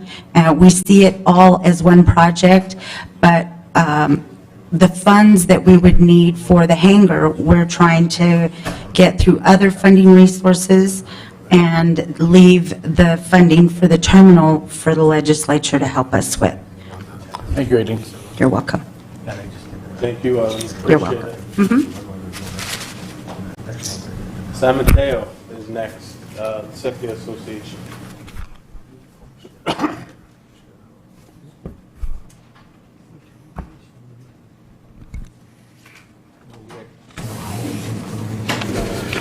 Good afternoon, Senator Sanchez, Senator Munoz, and Representative Harry Garcia. Thank you.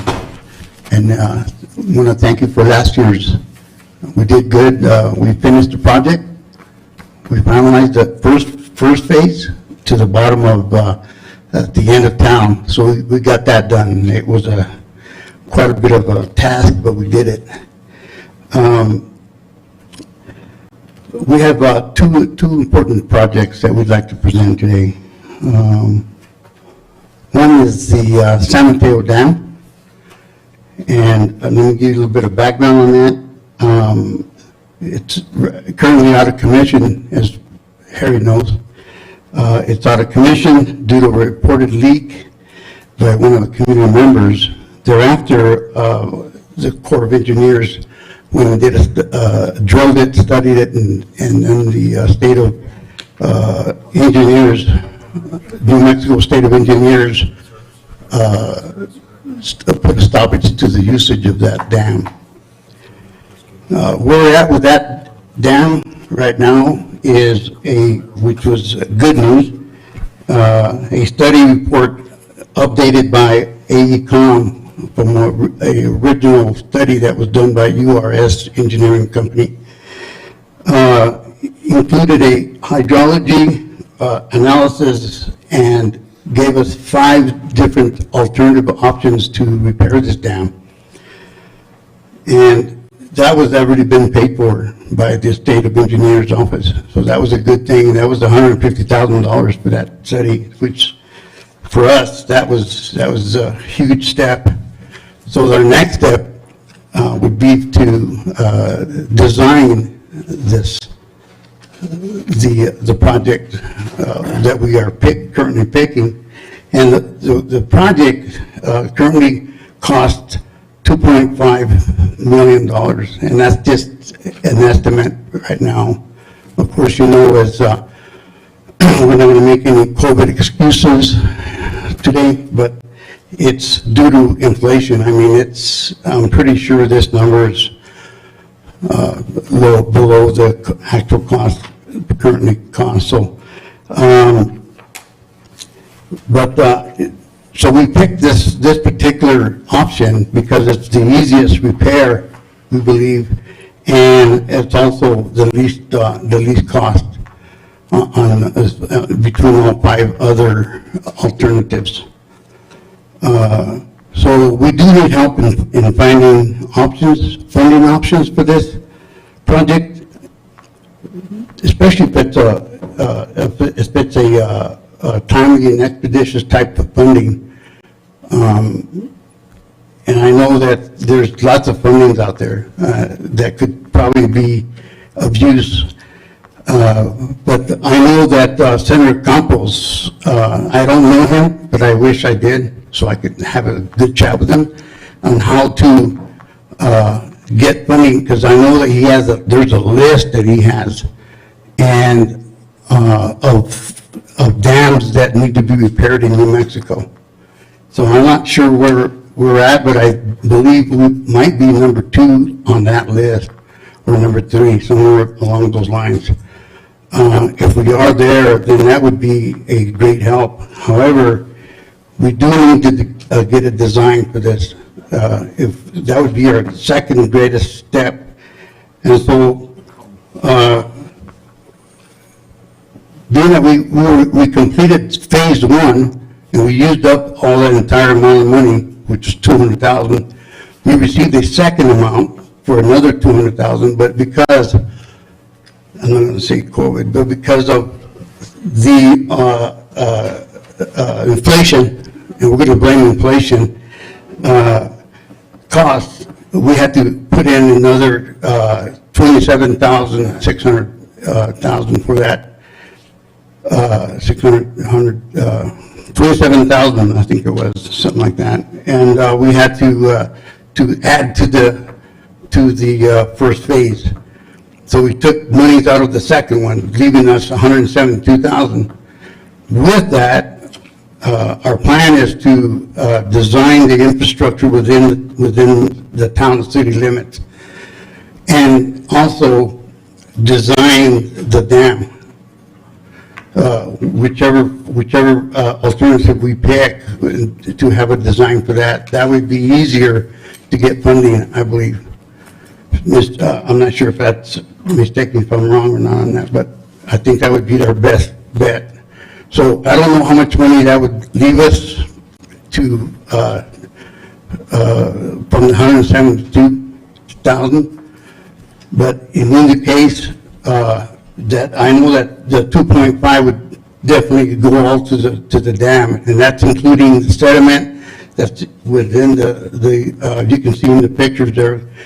The sediment is already overgrown. There's sediment and it's overgrown with vegetation, and the dam itself we try to keep up with it. We clean it up as much as we can. But we do keep water, but it's not enough. We have direct water. And the piping did help. I'm not going to deny that. It helped us, I think, by at least 20% better flow. So, having said that, any questions? No, I think we gave you, I just want you to know that Marcella told me if we fix the dam, she'd take me fishing. You get tamales too, tamales, enchiladas. We'll be back, we're gonna go get some loaders and dozers. We'll be done by Christmas. No, Pete Campos did call me while we were sitting here, so that damn Pete, he does have a list, and it's designated by the state, but there is ARPA money that came for dams that's directed straightly for water projects. So let me ask you, is this any way in shape to keep from flooding anybody downline? No, it's been out of commission for at least 15 plus years. Well, my recommendation to you that it is a flood control area too. And so, but I'll keep an eye on this. I know there was an issue with the capital when we gave it to you, and something that it wasn't, you guys weren't able to do it because the county did not transfer it to you correctly or something. There was an issue. Do you remember that, Marcel, that when we gave you there was some issue with some capital that we gave you? You know, I don't know if that got resolved or not. Senator, I think the problem with that was that the community didn't have the money, the funds to put up front. And, you know, by the time the state gives them the money, they didn't have the money to operate or to get what they needed. But I think they took care of that issue. And I have been talking to Senator Campos about the dam. I'm almost sure it's number 2 on the list of the state, from the state engineer's office. But we need to, they don't have enough funding for right now, I guess. But to that ARPA money, it might be a deal you need to look into. And if you have issue with that, I think the gentleman here might be able to help you with that, or just some capital outlay, right? Sure, absolutely. What do we need? Well, Senator, you mentioned just kind of. I'll talk to Pete. I don't know what list Pete has, but Pete has several lists. And so I will find out for you, and then I'll find out from the state if it is on the list of priorities that need to be repaired. And I'll let Marcella know when she brings me the tamales. My wife makes good chili as well. I met her to Gringa, so you know. So we can add to that list. We may be over Christmas Day, just wait, you don't have to. That's not a problem. All right, we'll get your questions resolved. And Senator, if I might, Sure. the dam lists are maintained both at the state engineer's office and also Homeland Security, so we may want to check to make sure they're there, because there's money for that. And I don't want to get left out on the tamales. Anything else? No. Address? Thank you. It'll be in the mail. We appreciate the presentation and definitely spending that money.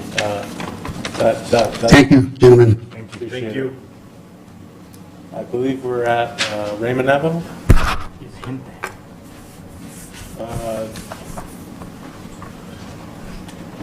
Gilbert and Debbie. Yeah. Welcome. No problem.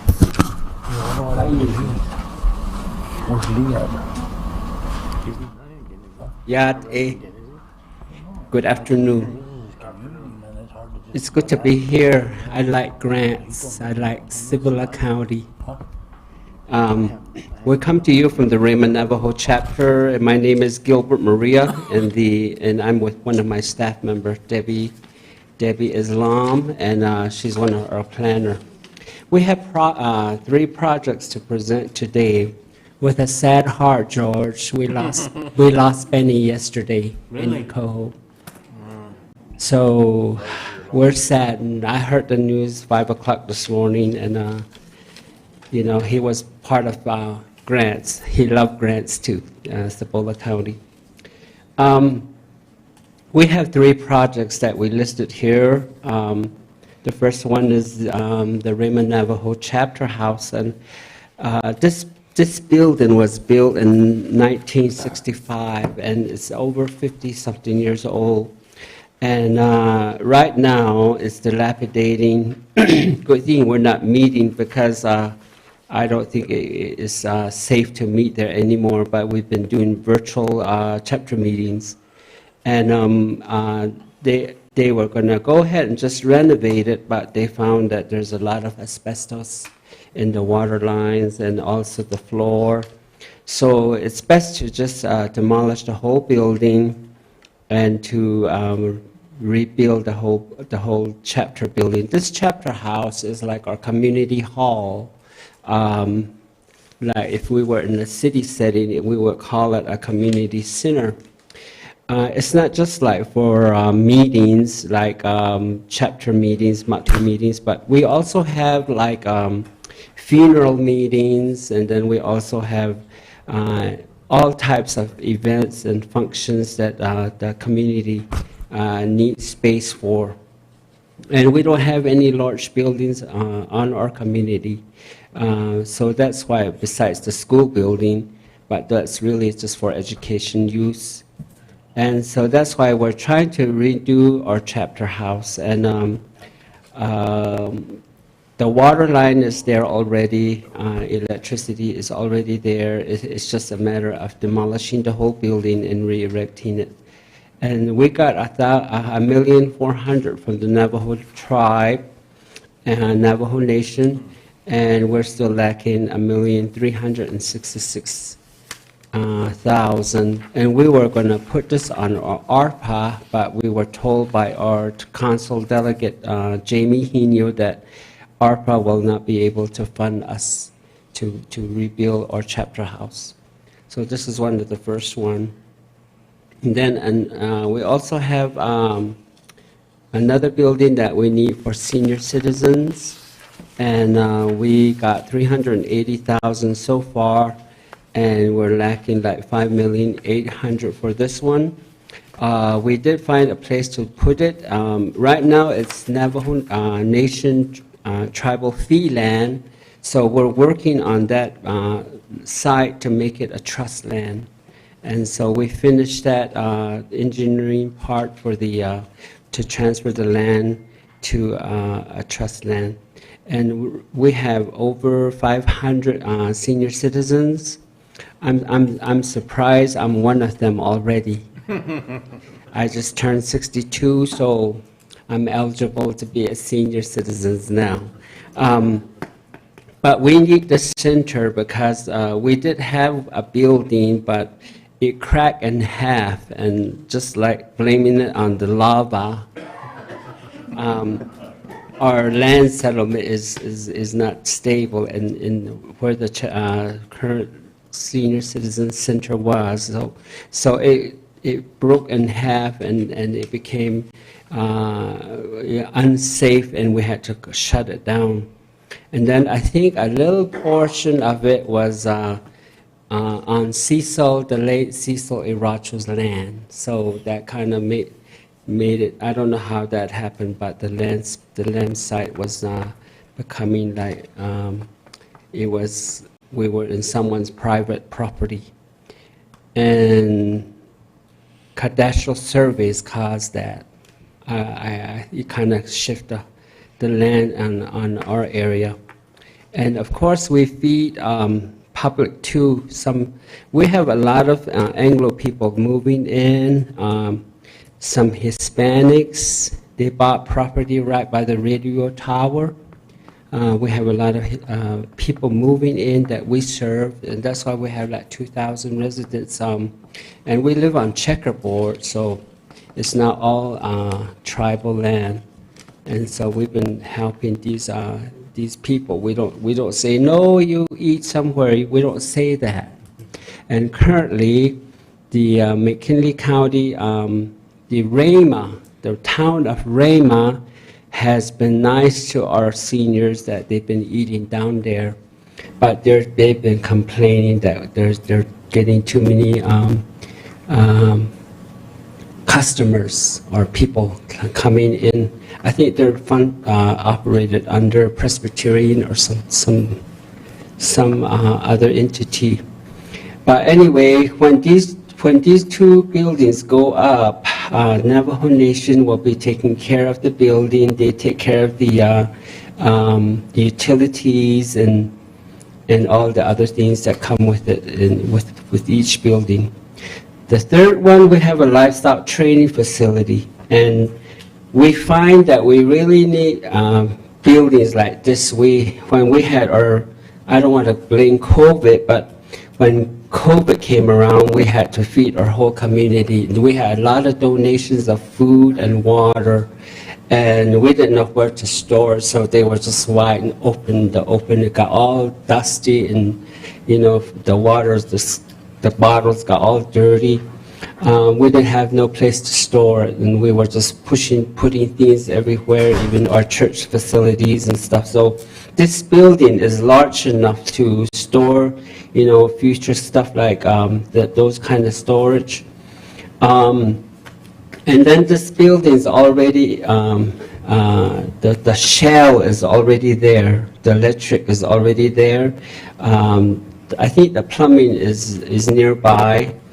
It just needs the inside interior to be fixed and to be completed.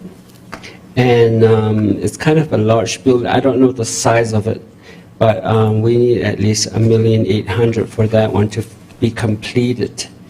And it'll go with the parking lot and the road to it, the access road to it. So this is part of the costs. So these are the 3 buildings that we have that we need help with. Santa Clauses. Yeah, I said, they must be Santa Clauses. I was on my Christmas break. And so my boss says, you better go over to Grants and you better present, he says to me. So that's why I'm here. I said, I don't know why they have a meeting right before Christmas. I said, they must be Santa Clauses, so they better give me some money. And you know how Native Americans are, right? Okay. First time I've ever heard it's called Senator Clauses. Senator Clauses I think Senator and our father here, Harry Garcia. Has a bigger fit for the uniform than I do. Any questions? Any questions? Gilbert, I think, I know I've given you money for your chapter house, right? So you, Yeah. and I've been there before, so. For the chapter? You should have some money sitting there for the chapter house renovations for me. And Oh, I don't know anything about that, George. I haven't seen anything, but the one we got, the 1.4 million is from Navajo Nation. I'll double check. And then Okay. on the senior center, did you know if it went on the Navajo Nation's list for the senior? Yeah, yeah. Is it on there? Yeah, it's on there. And then we also, they told us from Carmen, you know Carmen from the state? She told us to go through this process first, and then they'll develop a portal for it separately. So then, I guess, then it becomes a separate entity, like to get the furnishings, the vehicles, and stuff like that. So that's why we're going through this process. But it is on the state senior Yeah. list. Okay, perfect. That's what I need to know. Livestock facility, I know it's been around for a while, so. Yeah, yeah. Could you we- get me Benny's family's number so I can call them and? Okay. Yeah. The cat, go net. Okay, George. Merry Christmas. Merry Christmas, all of you. Just two items on the chapter house. Make sure when you submit the capital outlay, demolish is in the language, so you can environmentally. So take out the word demolish. Just add it to all the. Oh, other- add it, okay. That way you can do that too, so there's not just a. We were going to relocate the chapter house to the new line site, but they told us you can't vote if your chapter is located on a fee land. Is that true? And then, nope, not true. Okay. You can vote anywhere as long as you can vote anywhere. Even tribal You election, can vote anywhere from the east coast to the west coast. tribal Just election. gotta live, yeah. And then on the number 3, on the livestock, I know the governor's office, I think her name is Kendall Chavez, is working on an initiative for a pocket of capital outlay that would go out in the form of a grant application around food and hunger security initiative. And so this type of project, the way that you stated the story and the needs of being able to store products and food during times like that, I think this might be a project to send her way once there's a process for that, if the legislature provides funding for that. So just. Okay. Yeah, we are into different resources. We're trying to apply for money, you know. We got a fitness trail that was funded, and we matched it, so we're going to develop that. The only thing we got out of CARES Act was a 50,000 gallon water tank. The rest was all denied.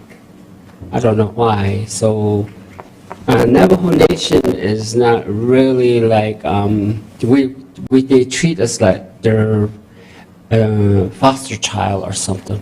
They even though they treat us like that, we're still Navajos. We got our fiber optic installed by Oso Vista, and that's being done now. So eventually we're going to have our fiber optic completed. And then we're also erecting an antenna for the way in the Fensley area, the Unit 5 area for children that are doing virtual schooling. So we're making progress, even though our father don't like us. Okay. Senator Sanchez and I just had that conversation that you guys are one of the stepchildren, and his his other one over there And is... Alamo's the same. I track Oh, them as much as I yeah. can. Yeah. They don't You know, it's not our fault we ended up out there, especially my generation. It's not my fault that I'm in Rama, but I'm there to live there, and that's my hometown, and I'm not moving. I'm not moving to New York City or California. I'll be there forever, you know, and my daughter lives in Texas now, and she says, Dad, I want to move home when I get older, so, you know, Good. we're there. Thank you, Gilbert. We're there to stay. And you guys need to really improve the town of Grants. We want to shop over here, we want to eat over here, but there's hardly anything except McDonald's, Harry. Thank you. Thank you, guys. Okay, go net.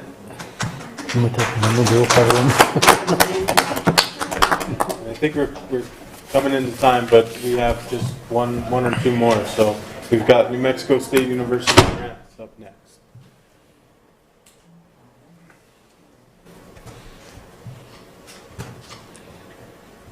Good afternoon. I'm Arlene Chavez Toivanen, Associate Campus Director and Vice President for Academic Affairs at New Mexico State University Grants. Joining me today is Clayton Abbey, Director of Government Affairs for New Mexico State University. We are very happy to be here to be able to present our priorities to all of you. Thank you, Senator Sanchez, Senator Munoz, and Representative Garcia for being here today. Our first priority for New Mexico State University grants is the renovation of Martinez Hall plan design to retrofit our welding, electrical trades, and automotive technology facilities. Those facilities have not been renovated since the buildings have been constructed over 45 years ago. We have seen a big shift into the area of career technical with our enrollment, and our facilities are antiquated in that there's not enough room, there needs to be proper ventilation, and an upgrade to the suite of the welding and automotive. This particular priority is going to cost, in addition to the renovation of the Martinez Hall Career Technical Suite, we also have the roof of the Small Business Development Center that needs attention, as every time it rains and snows inside the building, and so it needs attention sooner rather than later. And so this project's going to cost about $1.63 million with an institutional match of about $130,000 to help with that. Our second priority is not only just for our campus, but I'd like to advocate for all of community colleges. It's a 10% increase in our instruction and general fund to all higher ed institutions. This is to help offset the FY cuts in 21, where higher ed was cut and we had to make some important decisions about programming and personnel. This will, with the restore of these funds, our campus plans on using these funds to really revamp our career technical degrees. I'd like to expand programming in the allied health. With Senator Joshua Sanchez's help last year, I was able to hire an electrical trades instructor. We immediately got a program approved in electrical systems trades program through the system in Las Cruces, and it's active. I'd like to be able to do the same thing this coming year in the allied health sciences in the area of EMS and emergency medical systems and EMT, as well as pursue other allied health programs. In addition to expanding healthcare, we'd also like to provide wraparound support services to our students with the restore of this money. Our students are in dire need of counseling after coming out of COVID. Believe it or not, they're struggling, and so being able to provide some very targeted and intentional wraparound services for our students to get them through their 2-year programs and on to maybe 4-year programs. The last priority is the support for dual credit. I think I got my priorities backed up. 2 is ING, 3 is dual credit. They're equally important to myself and to our institution, but dual credit is also important. Priority 3 is to support $15 million for all higher ed institutions to expand programming to dual credit. For our campus and New Mexico State University grants, we are already working with the local district. Mr. Max Pettis alluded to that earlier with some guided pathways. We are working intentionally with their consultant, with their director of instruction, to establish guided pathways to go into effect fall of '22.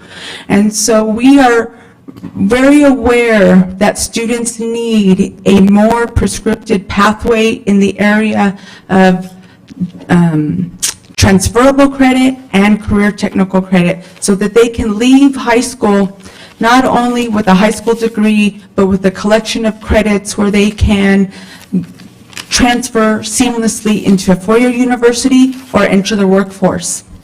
And so for New Mexico State University, those are our priorities and our vision moving forward to help our campus and our community. Any questions? So do you have any nursing or teacher degree programs here? We do. We have associate degree in education and early childhood, which directly matriculates into a four-year bachelor's in both of those programs. At our campus, students can get a bachelor's of education right here in Grants without having to leave our community. Nursing is the same thing. We have our Associate of Science, which then transfers over to our Bachelor of Science of Nursing. We just graduated 7 nursing students this December, and from what I'm told, they were all offered contracts 3 days later from our local Cibola County Hospital. And so do you have room in those programs? How many students do you have? And you may not know this, you may have to answer me later. And how much capacity? We said, and we looked across the state and everywhere, in Western and San Juan has a capability of getting a teacher fully serviced for a 4-year degree with a stipend and a pay through the whole program for about $37,000 a student. That's a 4-year program. And I know NMSU is going to be $67,000. I know UNM is going to be $110,000. So how do we help you prioritize in this local economy? So Thomas, sitting back there, has his nurses in your school getting their training, and I don't forget what they call training, and at the hospital, and then they're staying here. So how do we expedite that for you? And NMSU is a different problem that we'll have to deal with later because they try to wag the tail of the dog all the time. And so how do we make that successful for kids in Grants? Now, and let me just, the dual credit system, my kids went through it, 2 associates, 22-year-old, 2 bachelors, right, out in New Mexico working. I mean, the dual credit program works successfully. But the other thing is, we're paying the school district for those students already. And so why are we going to double pay? When Gallup does it, and they transport them from 40, 50 miles away into the school system, pays books, tuitions, everything for dual credit. So I have a little bit of heartburn about dual credit because the money needs to follow the kids, because every superintendent says, oh, it's all about the kids, but the money never follows the kids. And so the dual credit program is the most important thing that you're going to see that in charter schools in New Mexico change. And so how do we upload your nursing program? How do we upload your teaching program? How do we, so those teachers that are raised here, and Lainey Elkins, who went to Portales, comes back and works in your district, how do we keep them here and you graduate them? I mean, what does that look like? Well, we have a good partnership and relationship with the school district, so we can funnel our students from their associate degrees. The Grow Your Own scholarship and the Opportunity scholarships have been very instrumental for rural community college students, using those to pursue their associates that go into the bachelor's. I know the school district and NMSU have an agreement where they can student teach while they can stay employed within the school district and student teach, so it helps with their financial hardship of student teaching. Providing additional scholarships and supports to these prospective teachers is monumental. education is expensive. And so while they're at our campus, it's manageable. The minute they transfer to a four-year university, the tuition skyrockets. So being able to support the Grow Your Own scholarships and other scholarships for the nursing programs as well is also helpful. The nursing program at the Grants campus can only accept 8 students, and partly because of the clinical component of it. They can only have so many students at a time in clinical. I feel that if we would expand that here at our campus, then we could fill 12 to 16 slots. We would have to be creative on the clinical sites, but it could be done. That is a Las Cruces program. We take them up through the associate, we get them to pass the HESI exam, and then we do house that program on our campus, but decisions made about the bachelor's program is made by Las Cruces. We can, like I said, New Mexico State University grants can get them to that point. We can support them. We continue to support them with technology, with our facilities, with the support of our tutoring services and other wraparound services. If we can expand that to 12 to 16, it would help our 2-year enrollment, because that is a big recruitment tool for our college. I want that number from you. I would like to give that to you. I want that backfill number. I want that number to get you to more teachers and more nurses. And I want that number so we can do it. And New Mexico, Carlsbad is seceded from New Mexico State for a reason, right? Because they were the stepchild that never got any continued services. And communities, and Gallup's in the same boat with UNM. If we don't start stepping up and protecting our communities and start saying we want to be independent because we know what drives our kids, we're gonna be singing the same song 20 years from now when I'm hitting retirement like Gilbert. But if we don't, I want that number because it's very important. And I mean, you guys in Grants are lucky that you have a very good hospital.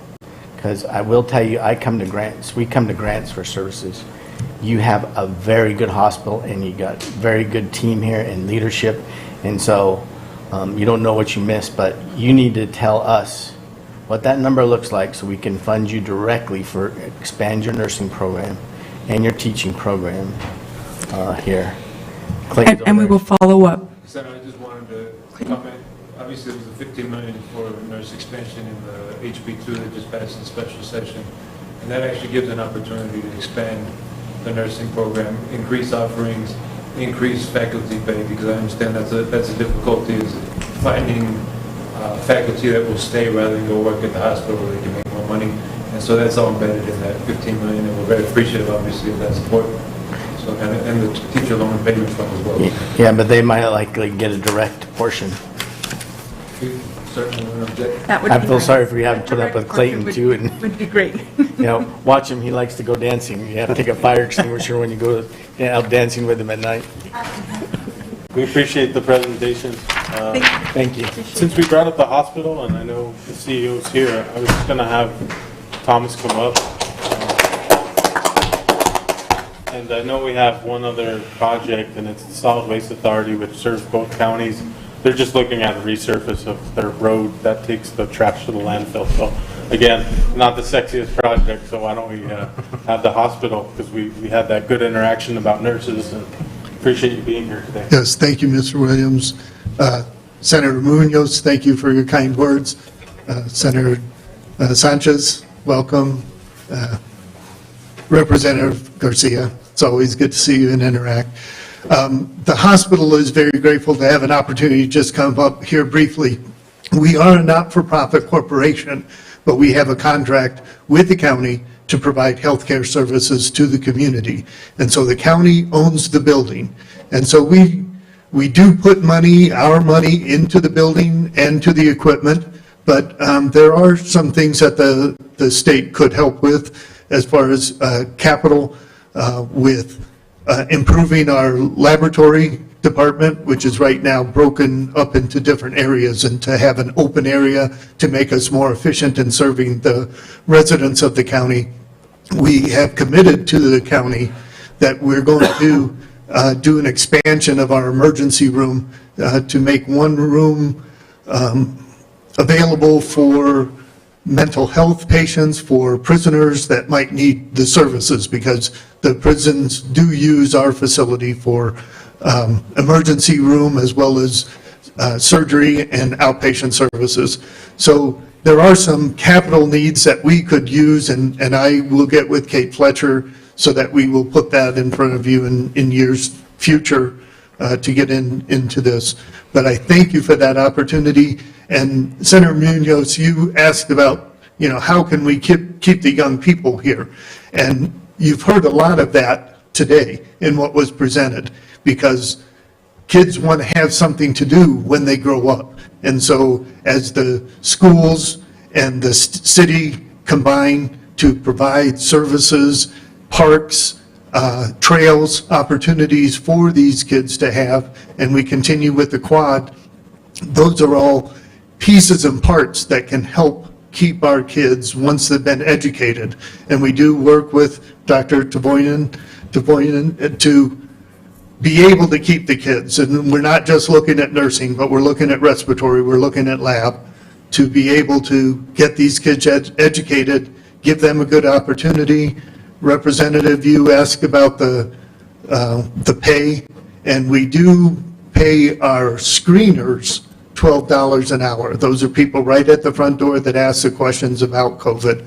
But then we jump up to $15 an hour for our other people, housekeepers, dietary people. So even those people who are only educated at the high school level or around that, they get a good income, and then working with the college, we can educate our young kids, keep them here, and help make the hospital even better than it is today. So thank you. Thank you. And Marty, let me tell you, if you need an MRI or a CAT scan, you can probably get his number. Come over and get one and the time it takes you to drive back and forth, have it sent to your doctor, and not have to wait 2 weeks for an appointment like in Albuquerque. It's a pretty. You can get an appointment in 2 weeks in Albuquerque? No, I can't. So you're the former mayor. You should be able to give it a little quicker than me. What's at the end of the line? Yep. Go ahead, Representative. Waylon, for the committee, I've worked with the gentleman quite a bit, and what the senator said, it is true, the service is excellent. You don't have to be waiting around in line to get in there. A lot of times there's a little wait there, but all in all, it's a good hospital, and look forward to helping you out whatever we can. Thank you, sir. We're proud to serve. Appreciate it. Appreciate that presentation and kind of closing us out. It's hard to forget about healthcare when we're not allowed to talk about COVID-19 as a youth. Might have missed that one today. I did want to just thank everybody up here for their time. I wanted to give them a round of applause for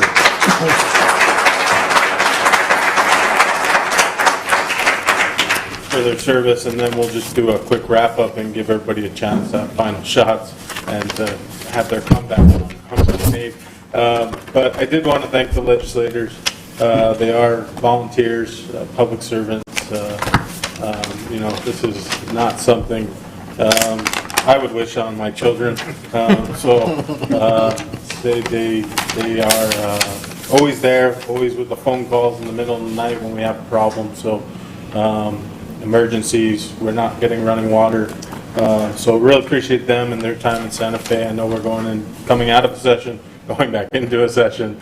It's a 30-day, but it'll act like a 60-day because there's lots of funding, lots of issues facing New Mexico. So just appreciate their leadership in this. And just as a council of governments, we truly believe that bringing what's good for the city is good for the county, what's good for the water associations is good for all of us. So just appreciate that theme of intentionality and working together today, because that's what we're all about. We really like these sessions to be able to, so you don't have to have 15 meetings with all these different groups. We can just bring it here in a couple hours, meet over lunch, break bread, catch you up on what the issues are, and get you out the door. So appreciate your time, and I would just start to my left. And Mayor, same goes to you for being here today. Really appreciate you coming out here. It means a lot to have folks in positions that help flow the money where it needs to go, to know that you're listening to the people that can take up the opportunity to connect with you and that funding. So appreciate you being here today. Go ahead, Senator. Well, thank you guys for having me here today, and we do appreciate this for, 6-8 different entities to come together and have this in one, so we don't have to meet with 15 different people. And if we can, if you guys have anything that changes or goes as it gets closer to January 13th, let us know right away. The sooner the better, because after January 13th, I don't think we can get anything on the list. Again, thank you for having me. Merry Christmas and Happy New Year. Senator? No, I just I'm not going to repeat what Josh said, and it's important to meet those timelines. It's important to meet those needs. There's a lot of money in New Mexico.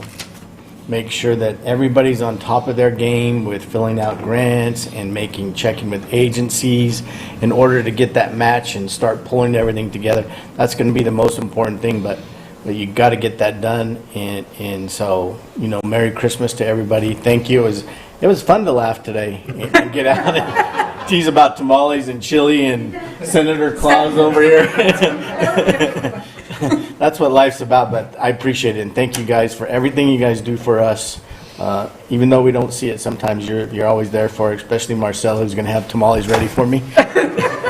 And so just so you know, Marty was a former senator, and he's been around the state. Everybody knows him, but we did the math one time as a legislature, so if we did include driving time and everything else, just the reimbursements, we make like 12 cents an hour.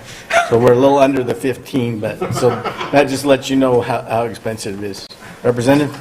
Thank you. I'm not going to repeat what they said because thank you for being here, number one. Right now there's about $2.3 billion of unspent capital outlay out in the state of New Mexico. And I'm not saying that our community is doing it, but there's $790 million that was appropriated for local capital projects that hasn't been spent. What I'm getting at, if you get the money, you need to spend it. Because if you don't spend it, we're going to take it back. And then that makes for a long day, because why and why not? And just remember, January 13th is right around the corner. Before you know it, it'll be there. And if you guys have problems with trying to get your capital outlay, that's what we're here for. The gentleman right here, he can give you your contact numbers. Mr. Chavez, thank you for being here today. Nice to see you again. And Merry Christmas to all of you. Thank you. Marty, you have anything? Well, thank you. Tamales are no laughing matter. This time of year, that's very serious. I have two charges from the governor. One, get the money out the door, and two, to do it in a way that is as much as possible transformational to the state of New Mexico. This is a lot of money, and it's not going to come around again in our lifetimes. We want to do it the right way and make sure that it really does change lives down the road. The legislature acceded to a request from the executive to put more money in for grant writing capacity within DFA. So what we're doing is adding grant writers, municipal league is adding grant writers. We want to be able to have to give you capacity in local governments that don't have the bandwidth right now to make sure that two sins, leave money on the table. We're not going to leave money on the table. We're going to sweep every dollar we can. Second sin, Senator or the representative referred to it, that's reversion. No reversions. Take the money, spend it. And that's my job, is to not always be so nice, because we want you to spend the money. And in local government, if you have procurement practices that are slowing that down, fix them. Let's get the money on the street where it helps families. So I really want to thank all of you, thank the legislators. Very small violin for their compensation. But that's about a dozen tamales. Yeah, really. This money you guys get, spend it, but spend it wisely. Yeah. Just don't throw it away, because it, like Marty said, it's not coming back again. Just spend it wisely. Thank you, guys. Thank you, Evan. Thank you, guys. So I'll be home. I'll be over for tamales ahorita. We don't have tamales, but we do have food, so let's take a plate.